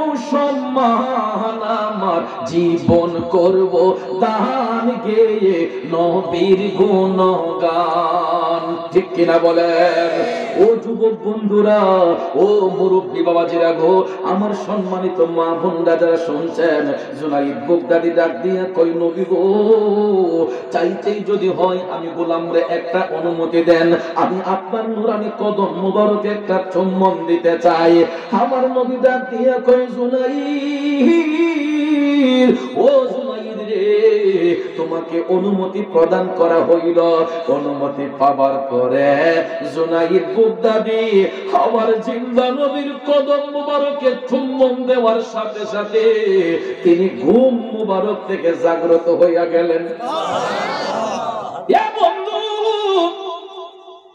প্রশ্ন হলো জুনাইদ বাগদাদি যে আমার নবীর দেখা পাইলেন প্রমাণটা কি প্রমাণটা হলো জুনাইদ বাগদাদি স্বপ্ন থেকে জাগ্রত হওয়ার পরে তার চেহারার পরিবর্তন হইয়া গেছে কারণ বাবাজিরা আমার একটা দিন আগেও জুনাইদের চেহারাটা মলিন ছিল কিন্তু দেখা যায় একদিনের ব্যবধানে আমার নবীর কদম মুবারকে স্পর্শ করে চুম্বন দেওয়ার কারণে জুনাইদ বাগদাদির পুরাটা চেহারার মধ্যে একটা নূরান্বিত ভাব চলে আসছে গ্লেজ চলে আসছে বাগদাদের গলিতে গলিতে জুনাইদ হাঁটতেছেন কেউ জুনাইদকে চিনতে পারে না সবাই কয় কেউ এটা কি জুনাইদ না আর কেউ অত গতকাল তো দেখলাম তার চেহারা মলিন একদিনের ব্যবধানে তার চেহারার মধ্যে তো পরিবর্তন হয়ে গেল বিষয়টা কি বাগদাদবাসীরা ডাক দিয়া কয় ও জুনাইদ একটা দিন আগেও দেখলাম তোমার চেহারাটা মলিন একদিনের ব্যবধানে তোমার চেহারার মধ্যে তো পরিবর্তন কিভাবে হলো রে জুনাইদ তখন জুনাইদ বাগদাদি ডাক দিয়া কয় ও বাগদাদবাসীরা তোমরা তো গতকালকে দেখেছিলা যে আমি একটা চিকন লোকের কাছে কুস্তিতে হেরেছি আমি জুনাইদ আমার জীবনে কোনো কুস্তির মধ্যে হারি নাই কিন্তু গতকালকে তোমরা দেখেছো যে একটা চিকন লোকের কাছে আমি কুস্তির মধ্যে হেরেছি ও বাগদাদবাসীরা একটাবার তো খবর জানতে চাইলা না যে এই চিকন লোকটার পরিচয় কি তোমরা তো একবার জিজ্ঞাসা করলে না চিকন লোকটার পরিচয় কি তখন সবাই ভাবতেছে আসলে তো ঠিক আমরা তো পরিচয়টা জানার চেষ্টা করলাম না এমন সময় জুনাইদ বাগদাদি ডাক দিয়া কয় বাবাজিরা ও বাগদাদবাসীরা শোনো গতকালকে আমি যে চিকন লোকটার কাছে কুস্তির ময়দানে হার মেনেছি উনি কোনো সাধারণ মানুষ না উনি নবীর বংশের আওলাদ আওলাদের রাসূল নবীর বংশের আওলাদের জন্য ভিক্ষা করা হারাম সদকা খাওয়া হারাম ফিতরা খাওয়া হারাম এই জন্য তিনি 3 দিনের ক্ষুধার্ত শরীরে এনার্জি নাই কাজকর্ম করতে পারে নাই উনি নবীর বংশের আওলাদ আমাকে পরিচয় দেওয়ার কারণে আমি নবীর বংশের আওলাদকে ইজ্জত করিয়া 10,000 দিরহাম পুরস্কার নেওয়ার সুযোগ করে দিয়া আমি জুনাইদ এমন একটা পুরস্কার লাভ করেছি পৃথিবীতে উত্তম পুরস্কার এর চাইতে আমার কাছে আর কিছু নাই সবাই কয় কি যে সেরা আমার চেহারার মধ্যে পরিবর্তন দেখছেন আমি নবীর আওলাদের সম্মান দিয়া বাদশার কাছে অপমান পাইয়া আমি যখন আমার ঘরের মধ্যে ঘুমাইছি আমি নিশিরাইতে স্বপ্নে দেখি আমার মদিনার কামলিওয়ালা নবী আমার ঘরের মধ্যে এসে হাজির হয়ে গেছে আমরা ভাইয়েরা কত রাত কান্দি নবীর জন্য কতদিন কান্দি নবীর জন্য ওই নবীর দেখা তো মিলে না ও বন্ধুরা আমার বাবাজিরা দেখা পাই না বলে আমি অদম গুনাহগার একটা নবীর শান লিখছিলাম বলমুনি রে বাজান যদি একেবার দেখিতে পেতাম সোনার মদিনা, যদি একেবার দেখিতে পেতাম সোনার মদিনা, জীবন আমার ধন্য হতো, জীবন আমার ধন্য হতো দেখে নবীর রওজা। যদি একেবার দেখিতে পেতাম সোনার মদিনা, বলুন যদি একেবার দেখিতে পেতাম সোনার মদিনা। আবু বকর ওমর ওসমান আলী তারা নবীর পথে গিয়েছেন চলি, ঠিক না বেঠিক? আবু বকর ওমর ওসমান আলী তারা নবীর পথে গিয়েছেন চলি, তাদের পথে চলতে মোদের, তাদের পথে চলতে মোদের চিন্তা রবে না। যদি একেবার দেখিতে পেতাম সোনার মদিনা, জীবন আমার ধন্য হতো, জীবন আমার ধন্য হতো দেখে নবীর রওজা। যদি একেবার দেখিতে পেতাম সোনার মদিনা, আরব সাগর পাড়ি দেব, নূর নবীজির রওজাতে যাব, ঠিক না বেঠে?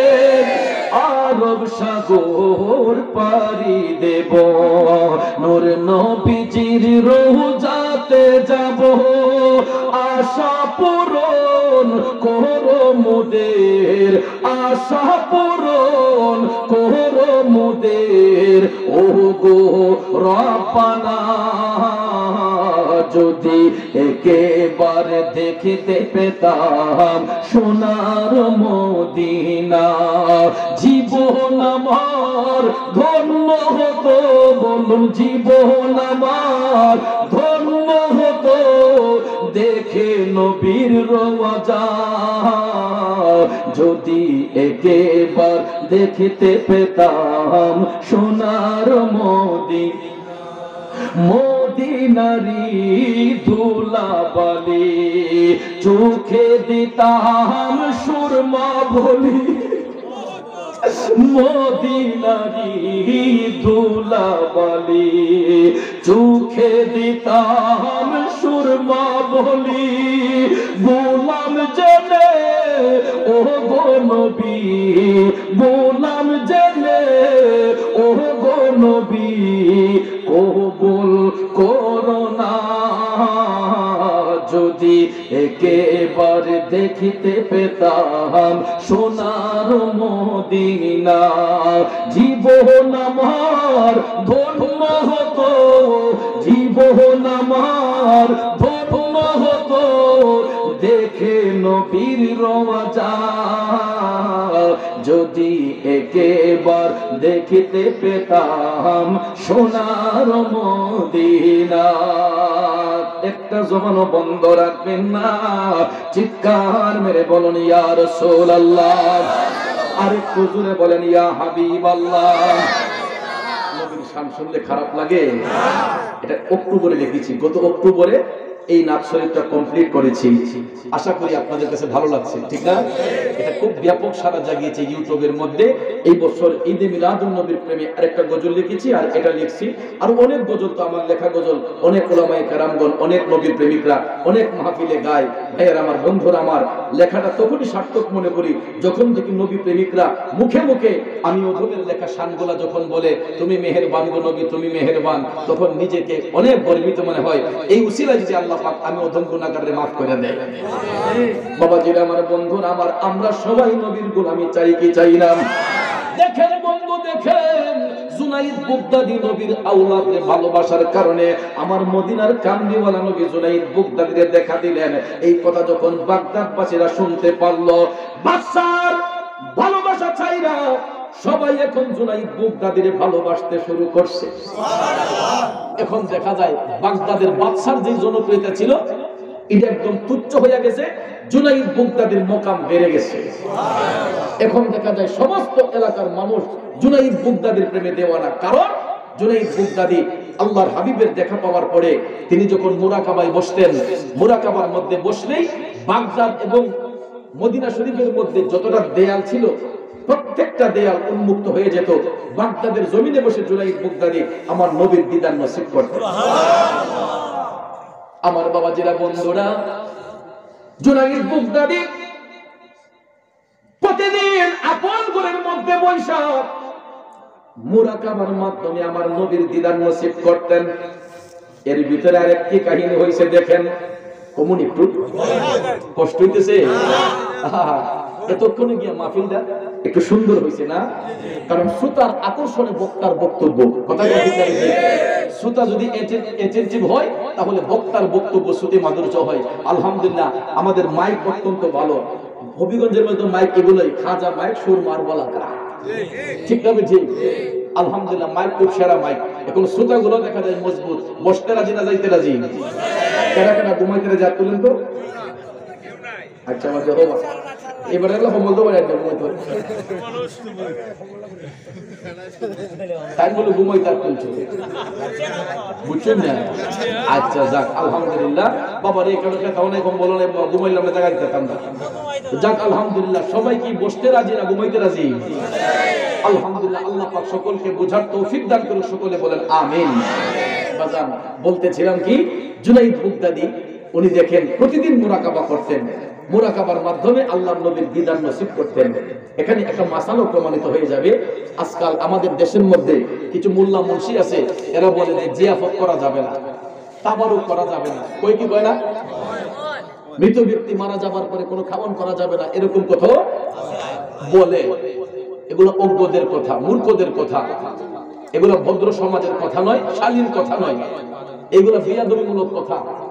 কারণ বাবাজিরা আমার, মৃত ব্যক্তি মারা যাবার পরে তাদের আত্মার শান্তির জন্য যদি কোনো কুলকানি করা হয় তাহলে এটা তার ইস্তেগফার হয়ে যায়, কবরবাসীর আত্মার মধ্যে শান্তি হয়ে যায়। কিন্তু কিছু কিছু মূর্খ বিয়াদবরা আপনাদেরকে উল্টা বোঝানোর চেষ্টা করে যে মানুষ ইন্তেকালের পরে কোনো খাওয়ান করা যাবে না, কোনো জিয়াফত করা যাবে না। আসলে হের নসিবও কোনো খাওয়ানি নাই, তার নসিবও খাওয়ান নাই, এই জন্য সে খাওয়ানের বিরুদ্ধে কথা কয়। কথা কোন ঠিক না? ঠিক।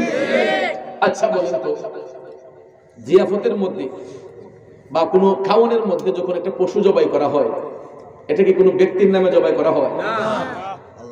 আপনার আব্বা মারা গেলেন, আপনার দাদা মারা গেলেন, পশুর গলার মধ্যে ছুরি লাগাইলেন, কেউ কি বলে যে আম্মা আম্মা?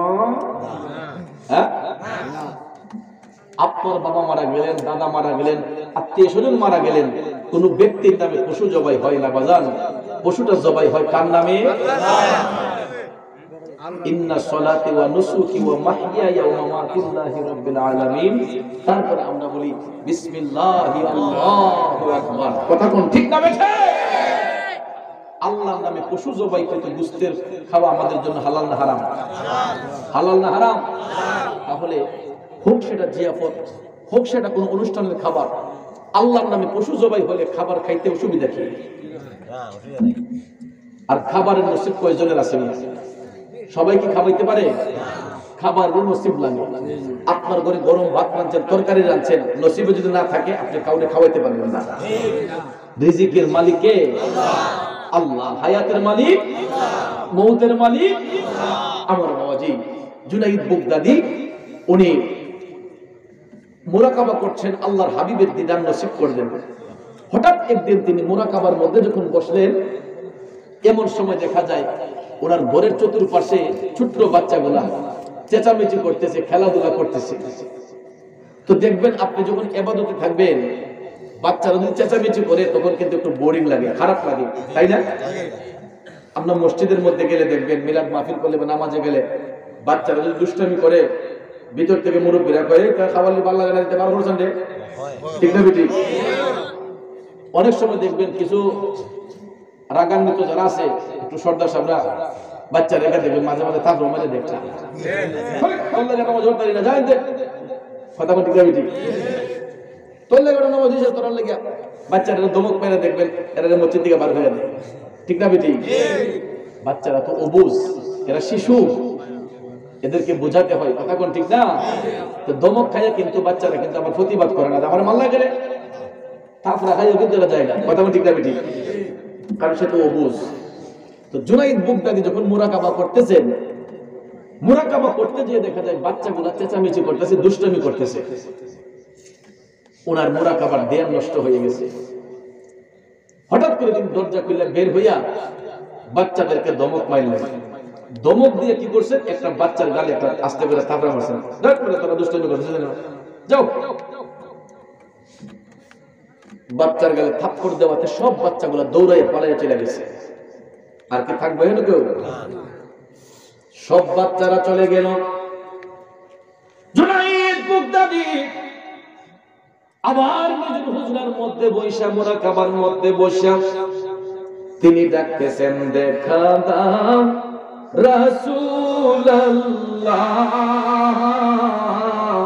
স্থান কি পাবো চরণে দেখা দাও রাসূলুল্লাহ স্থান কি পাবো চরণে জুনাইদ বুগদাদি আমার নবীর দেখা পাওয়ার জন্য ডাকতেছেন নবী গো ইয়া রাসূলুল্লাহ গোলামকে দেখা দাও এখন দেখা যায় অনেকগুলা ডাক দেওয়ার পরে গো পর্দা তো আর উন্মুক্ত হয় না জুনাইদ আমার নবীর দেখার পায় না আল্লাহু আকবার কোন দেখেন আল্লাহর রাসূলের কত সম্মান জুনাইদ বুগদাদি নবীর দেখা মিলতেছে না পায় না কাঁদতে কাঁদতে পেরেশান ইয়া রাসূলুল্লাহ নবী গো দেখা দাও গোলাম রে দেখা দাও জুনাইদ বুগদাদি কাঁদতে কাঁদতে পেরেশান হঠাৎ করে দেখা যায় কান্না করতে করতে চোখের মধ্যে তন্দ্রাচ্ছন্ন ভাব চলে আসলো ঘুমোনা আবার ঘুমোনা ঘুমো এদের তন্দ্রাচ্ছন্ন ভাব যখন আসলো বাজান এমন সময় জুনাইদ বুগদাদির কানের মধ্যে অদৃশ্য থেকে একটা আওয়াজ আসলো বলে জুনাইদ তুমি কেমন করে নবীর দেখা পাইবা তুমি যেই বাচ্চাটার গালে থাপ্পড় দিছো তুমি জানো না ওই বাচ্চাটার পরিচয় কি হে জুনাইদ তুমি যেই বাচ্চার গালে থাপ্পড় দিয়েছো ওই বাচ্চাটা আমার নবীর বংশের আওলাদে রাসূল এই কথা বলতে না বলতেই জুনাইদ বুগদাদি চমকে উঠলেন টপ টপ করে চোখের পানি ছাইরা জুনাইদ বুগদাদি কাঁদে আর কয় আমি যদি জানতাম তিনি আওলাদে রাসূল জীবনে আমি জুনাইদ এরকম বেয়াদবি করতাম না আমি তো জানতাম না যে তিনি নবীর বংশের আওলাদ এখন জুনাইদ বুগদাদিকে অদৃশ্য থেকে বলা হয়েছে যতক্ষণ ওই বাচ্চাটারে ক্ষমা না দিব ততক্ষণ পর্যন্ত আর নবীর দেখা পাবে না এখন জুনাইদ বুগদাদি পেরেশানি পড়ে গেলেন যে বাচ্চা তো অনেকগুলা ছিল কোন বাচ্চার গালে থাপ্পড় দিয়েছে তার নিজেও চিনে না ঠিক না ঠিক অনেকগুলা বাচ্চা কোন বাচ্চারে থাপ্পড় দিয়েছে এখন উনি তো জানে না বলা হয়েছে বাচ্চা যতক্ষণ ক্ষমা না দিবে ততক্ষণ পর্যন্ত আর নবীরে দেখবে না এখন বাচ্চা পাইব কেমনে গো জুনাইদ বুগদাদি অনেকক্ষণ চিন্তা ভাবনা করে তিনি ভাবতেছেন যে আমি বাচ্চা তো বের করতেই হবে হঠাৎ করে জুনাইদ বুগদাদি সিদ্ধান্ত নিলেন যে আমি আমার বাড়ির মধ্যে বিশাল বড় একটা তাবারুকের ব্যবস্থা করব ওই এলাকার যত বাচ্চা আছে সব বাচ্চাদেরকে আমি তাবারুকের দাওয়াত দেব দাওয়াত পাইলে সিন্নির দাওয়াত পাইলে বাচ্চা হতে পারে তাকে কানে দুটো নে যেই বাচ্চা সিন্নি নিব একলা 10 টাকা করে বলে তাড়াতাড়ি লো বাকিটারে ওই সিন্নি আছে বাড়ি বাচ্চা একলার লোক 10 লা যায় কথা বল ঠিক না বেটি বাবাজি আমার দাওয়াতটা দিলেন জুনাইদ বুগদাদি নিজে বাগদাদের অলিতে গলিতে হাইটা ওনার এলাকায় যত শিশু বাচ্চা ছিল গো প্রত্যেকটা শিশু বাচ্চাকে জুনাইদ বাগদাদি নিজে হাইটা গিয়া দাওয়াত করলেন, আগামীকাল আমার বাড়ির মধ্যে তাবারুক হবে, বাবারা তোমাদের সবার দাওয়াত। সব বাচ্চাদেরকে দাওয়াত করলেন। উদ্দেশ্য হলো ওই ব্যক্তিটাকে খুঁজে বের করা। আমার বাবাজিরা, পরে সত্যি দেখা যায় জুনাইদ বাগদাদির বাড়ির মধ্যে লোকারণ্য এলাকার যত বাচ্চা আছে রে, সব বাচ্চারা এসে জুনাইদ বাগদাদির বাড়ির মধ্যে উপস্থিত। আল্লাহু আকবার। তখন বাচ্চারা চিল্লাইতেছে, আর কি বেলা দৌড় দিব? তখন চিল্লানি বন্ধ করার লাগিয়া জুনাইদ বাগদাদির দেখছিলেন সামনে আনছে। সিন্নির দেখ কই বাচ্চাগুলো কই দাঁড়িয়ে কোন দাঁড়িয়ে বলে আর চিল্লাই লাভ নাই। সব বাচ্চারা জিম চালু হয়ে গেছে, একদম চুপ হয়ে গেছে যে না তাবারুক দিব। তাবারুকের ডেক্সি সামনে আনার পরে জুনাইদ বাগদাদি বাচ্চাদের উদ্দেশ্যে তখন বলতেছেন, বাবাজিরা তাবারুক অবশ্যই আপনাদেরকে দেব। আপনারা একটু বলেন তো, গতকালকে কারা আমার বাড়ির মধ্যে খেলতে আসছিলেন? আপনাদের কারো গালের মধ্যে আমি থাপ্পড় দিয়েছিলাম এমন শিশু এখানে আসেনি। বাচ্চা হলো সিন্নি হাওয়াই দিবি হতো না, বললাম ওহন নিবে না, আমার মারেই কথা বললে ওহন কোনো বাচ্চায় আওয়াজ করে না। সব বাচ্চাগুলো চুপচাপ বসে আছে। একটা বাচ্চা আমার কথা বলতেছে না, চুপ করে বসে রইল। জুনাইদ বাগদাদি বলতেছেন, ভয়ের কোনো কারণ নাই বাবাজিরা, আপনাদের মধ্যে এমন কোন শিশু বাচ্চা এখানে আসেনি কার গালে আমি জুনাইদ কালকে থাপ্পড় দিয়েছিলাম? কোন বাচ্চা যখন কথা বলে না গো, হঠাৎ করে দেখা যায় মাজলিসের মধ্যখান থেকে নবীর বংশের আওলাদ রাসূল বলতেছেন, হুজুর আপনি তো গতকালকে আমার গালের মধ্যে একটা থাপ্পড় দিয়েছিলেন। বন্ধুরে, পরিচয়টা পাবার সঙ্গে সঙ্গে এবার জুনাইদ বাগদাদি বড় মজলিসের মধ্যে হাজার শিশু সকল বাচ্চাদের ভিড়ে একটা দৌড় দিয়া জুনাইদ বাগদাদি মজলিসের মধ্যখানে যাইয়া ওই শিশু বাচ্চার দুইটা পায়ের মধ্যে ধইরা জুনাইদ কান্দে আর কয়, হুজুর আমি গতকালকে না যাই না আপনার গালে একটা থাপ্পড় দিছি, আপনি আমারে ক্ষমা করে দেন, আপনি আমারে মাফ করে দেন। আপনি মাফ না করলে আমার আল্লাহ আমারে ক্ষমা করবে না। বাচ্চা বেকুব হয়ে গেছে, হুজুর আপনি আমারে থাপ্পড় দিয়েছেন, এটার লেগে তো আমার মনে কোনো কষ্টই নাই, আপনি আমার পায়ে ধরতেছেন কোন মুরব্বী মানুষ। তখন জুনাইদ বাগদাদি কয়, বাবা রে, বয়সের দিক বিচার করলে তুমি আমার অনেক ছোট, কিন্তু হাকিকতের দিক বিচার করলে তুমি আমার মাথার তাজ, তুমি নবীর বংশের আওলাদের রাসূল। বয়সের দিক বিচার করলে তুমি আমার অনেক ছোট, কিন্তু হাকিকতের দিক বিচার করলে তুমি আমার মাথার তাজ। ও বাবাজি, আপনি আমার মাথায় হাত বুলিয়ে দেন, আমারে ক্ষমা করে দেন, আর না হলে আল্লাহ রাব্বুল আলামিন আমারে ক্ষমা করবে না।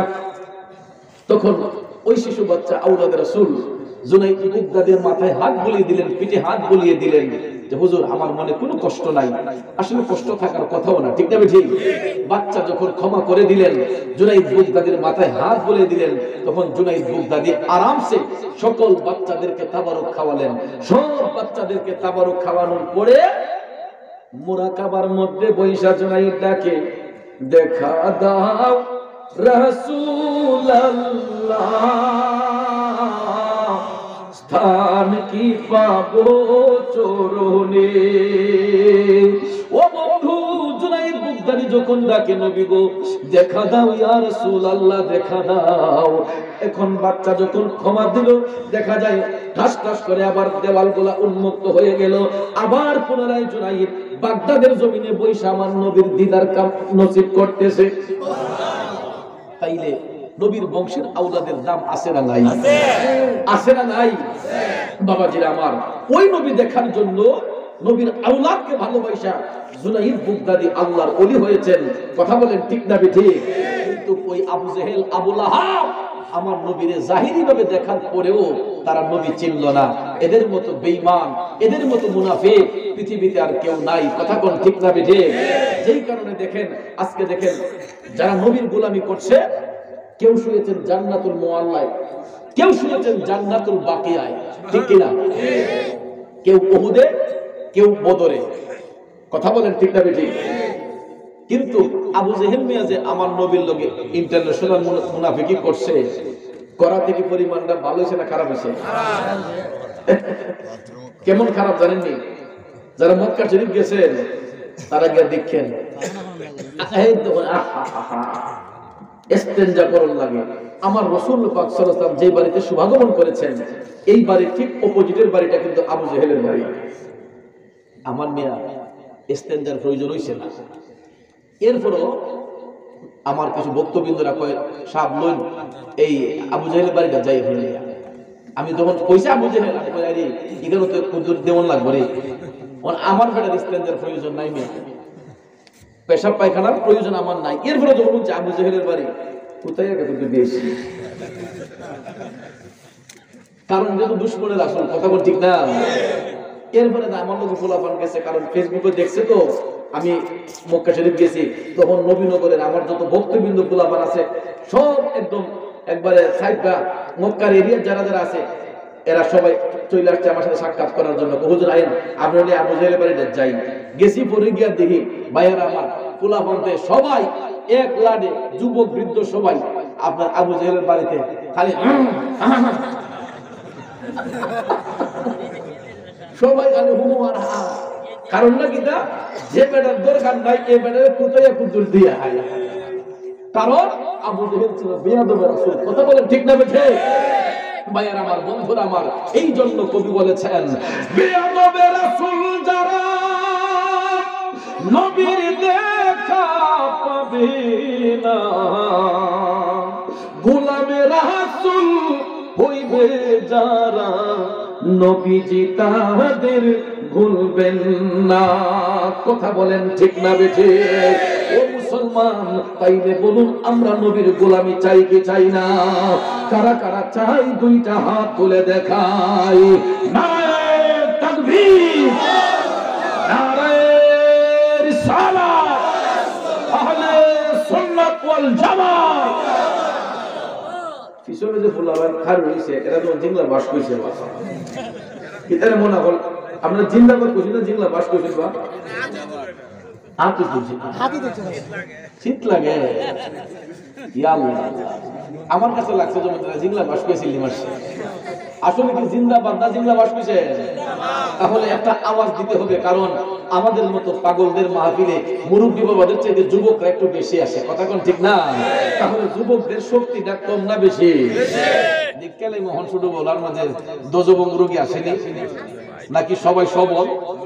এখন দিককালে ইনশাআল্লাহ আওয়াজে বোঝা যাইব চাউলের দাম বাড়ছে না কমছে, নাকি নির্বাচনের স্লোগানে সব গলা টলা ভাঙ্গা বইয়া রইছে। এখন দিককালে নবীর প্রেমের স্লোগানটা কেমন হয়?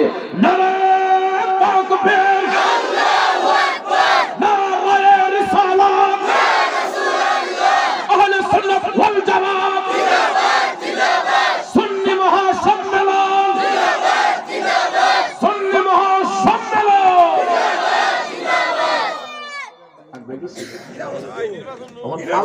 জিন্দাবাদ। যাক আলহামদুলিল্লাহ বাবাজিরা আমার, আমরা নবীর গোলামি চাই কি চাই না? ওয়াজ করনি পাগলা, নবীর জুব্বা পাইলে আমার নবীর গোলামির মাধ্যমে মায়ের সেবা কইরা, ঠিক নেই? একটা জিনিস যুবকরা আমাদের কইছে, হুজুর পিতামাতা সম্পর্কে কিছু কথা বলতে, তো হুব্বে মুস্তাফার প্রেম যদি অন্তরে রাখতে হয় আগে মা বাবার খেদমত করতে হবে। কথা বলেন? বড় দুঃখ লাগে এই সমাজের মধ্যে কিছু যুবক, উঠতি বয়সের যুবক, দুই তিনটা ভাই যখন উপযুক্ত হইয়া যায় তখন এরা বিবাহ শাদী করে ঘরের মধ্যে স্ত্রী আসে, আসলে পরে দেখা যায় এরা মা বাবার নিয়ে ভাগাভাগি করে। এগুলা তুই খাওয়াইছে আব্বারে, আমি খাওয়াই আম্মারে। ঠিক নিবা মায়ের সন্তানেরা খবরদার খবরদার, গায়ের চামড়া দিয়ে মা বাবার জুতা বানিয়ে দিল কোন সন্তান কোনদিন মা বাবার ঋণ শোধ করতে পারবে না। ভাইয়েরা রে, কোন মা বাবার নিয়ে ভাগাভাগি করছো? যেই বাবা নিজে না খায়া তুমি সন্তানের মুখে খাবার দিয়েছে, যেই মা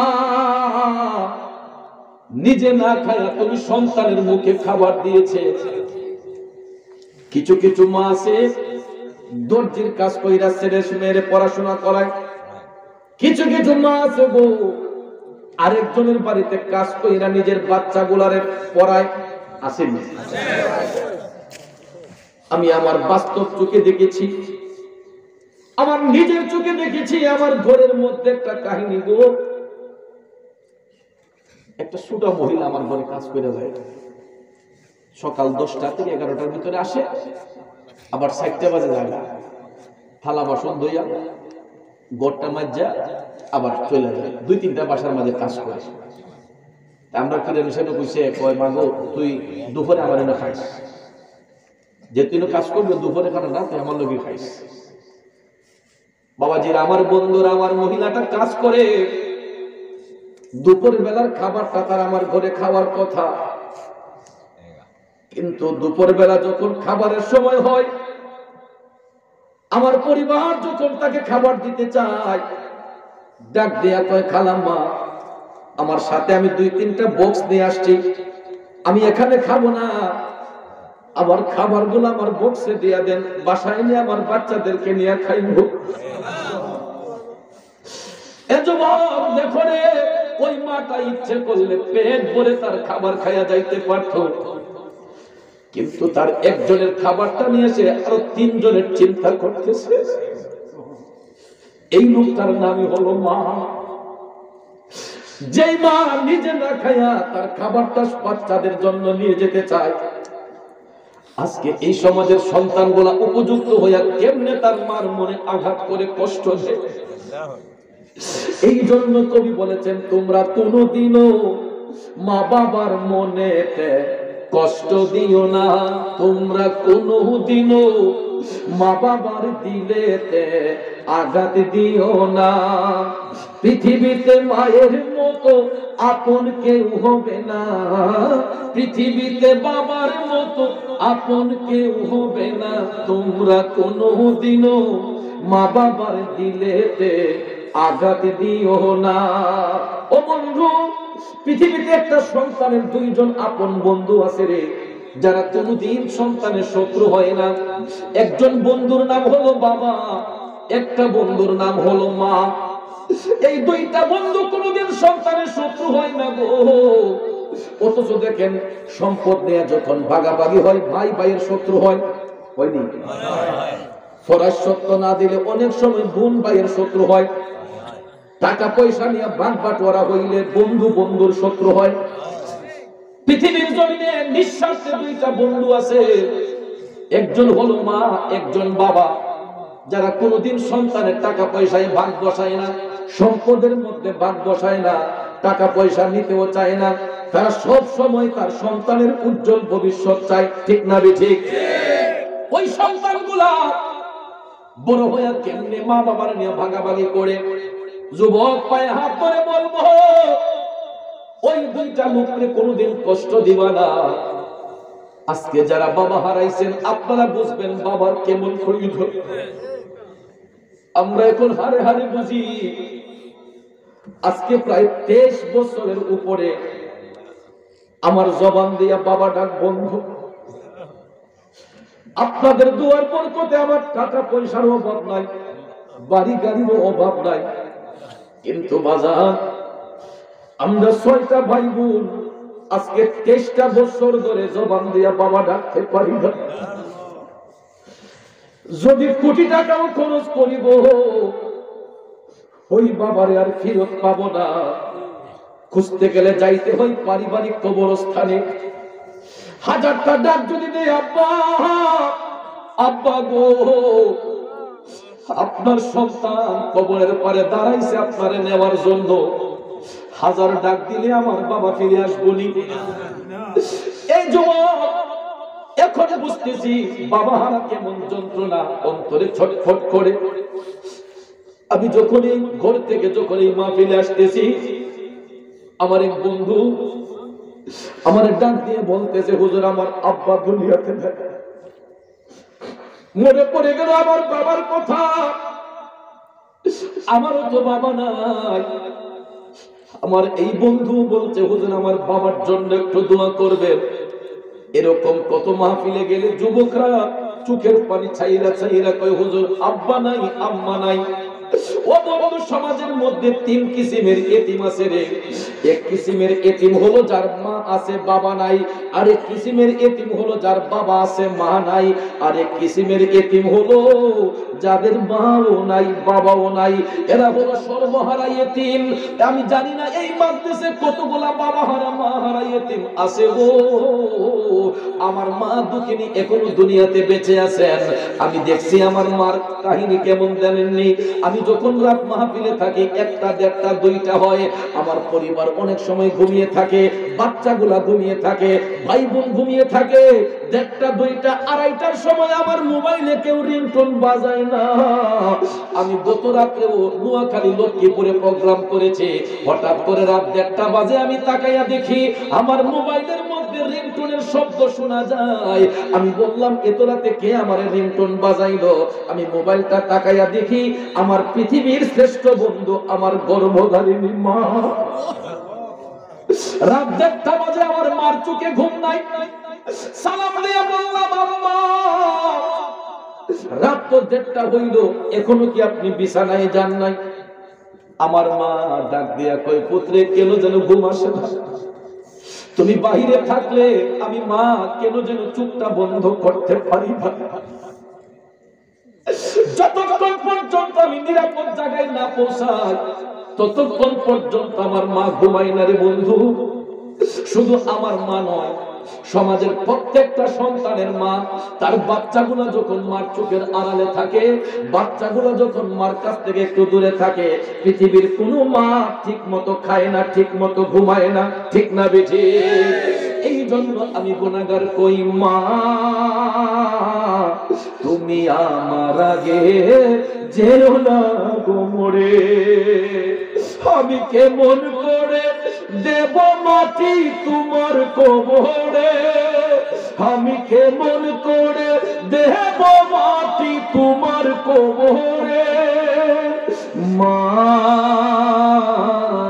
তুমি আমার আগে যেও না গো মরে।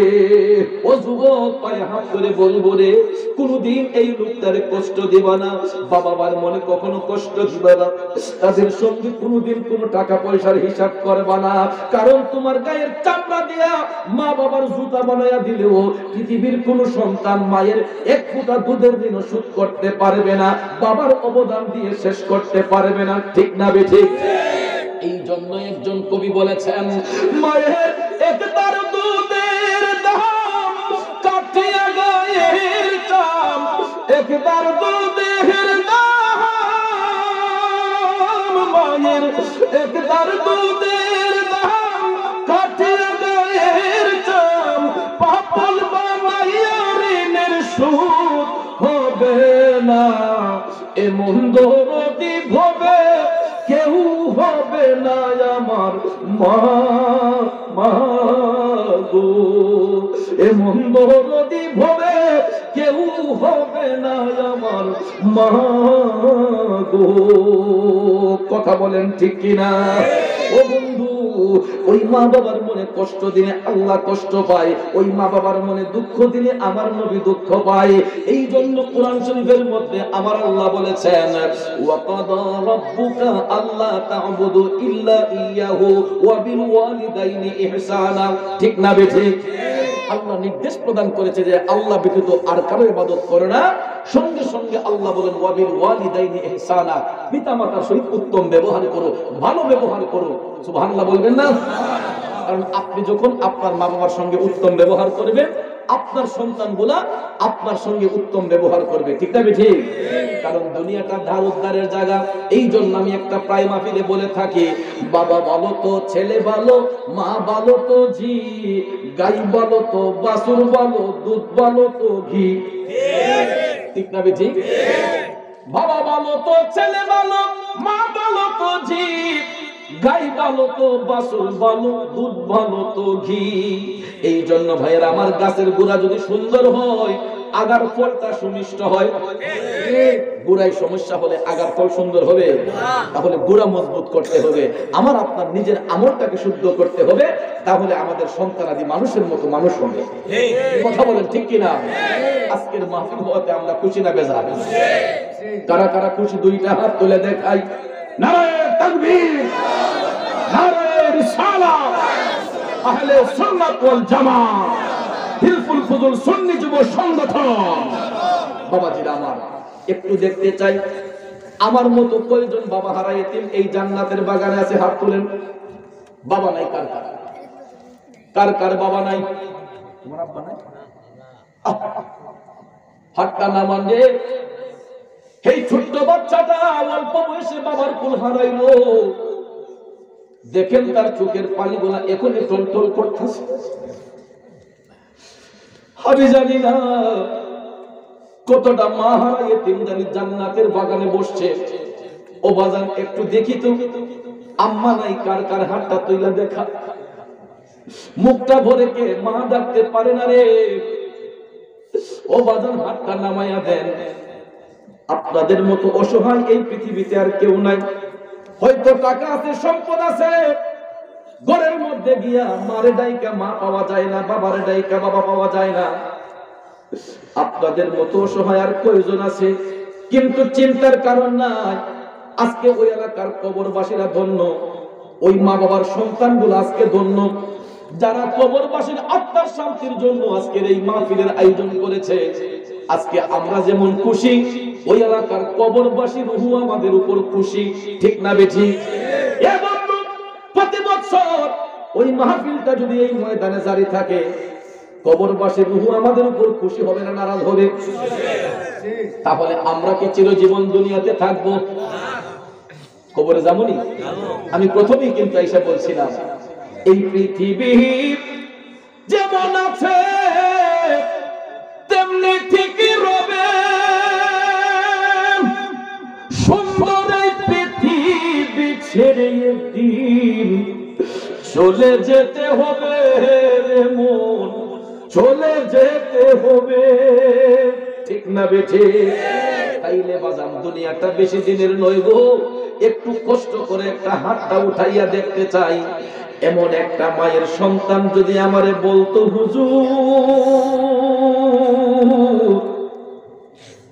এমন একটা দিন ছিল আমি রোজগারি ছিলাম না, আমার হাতের মধ্যে টাকা পয়সা ছিল না হুজুর, ইচ্ছে থাকা সত্ত্বেও আমি আমার মা বাবার কাছে টাকা পয়সা দিতে পারি নাই।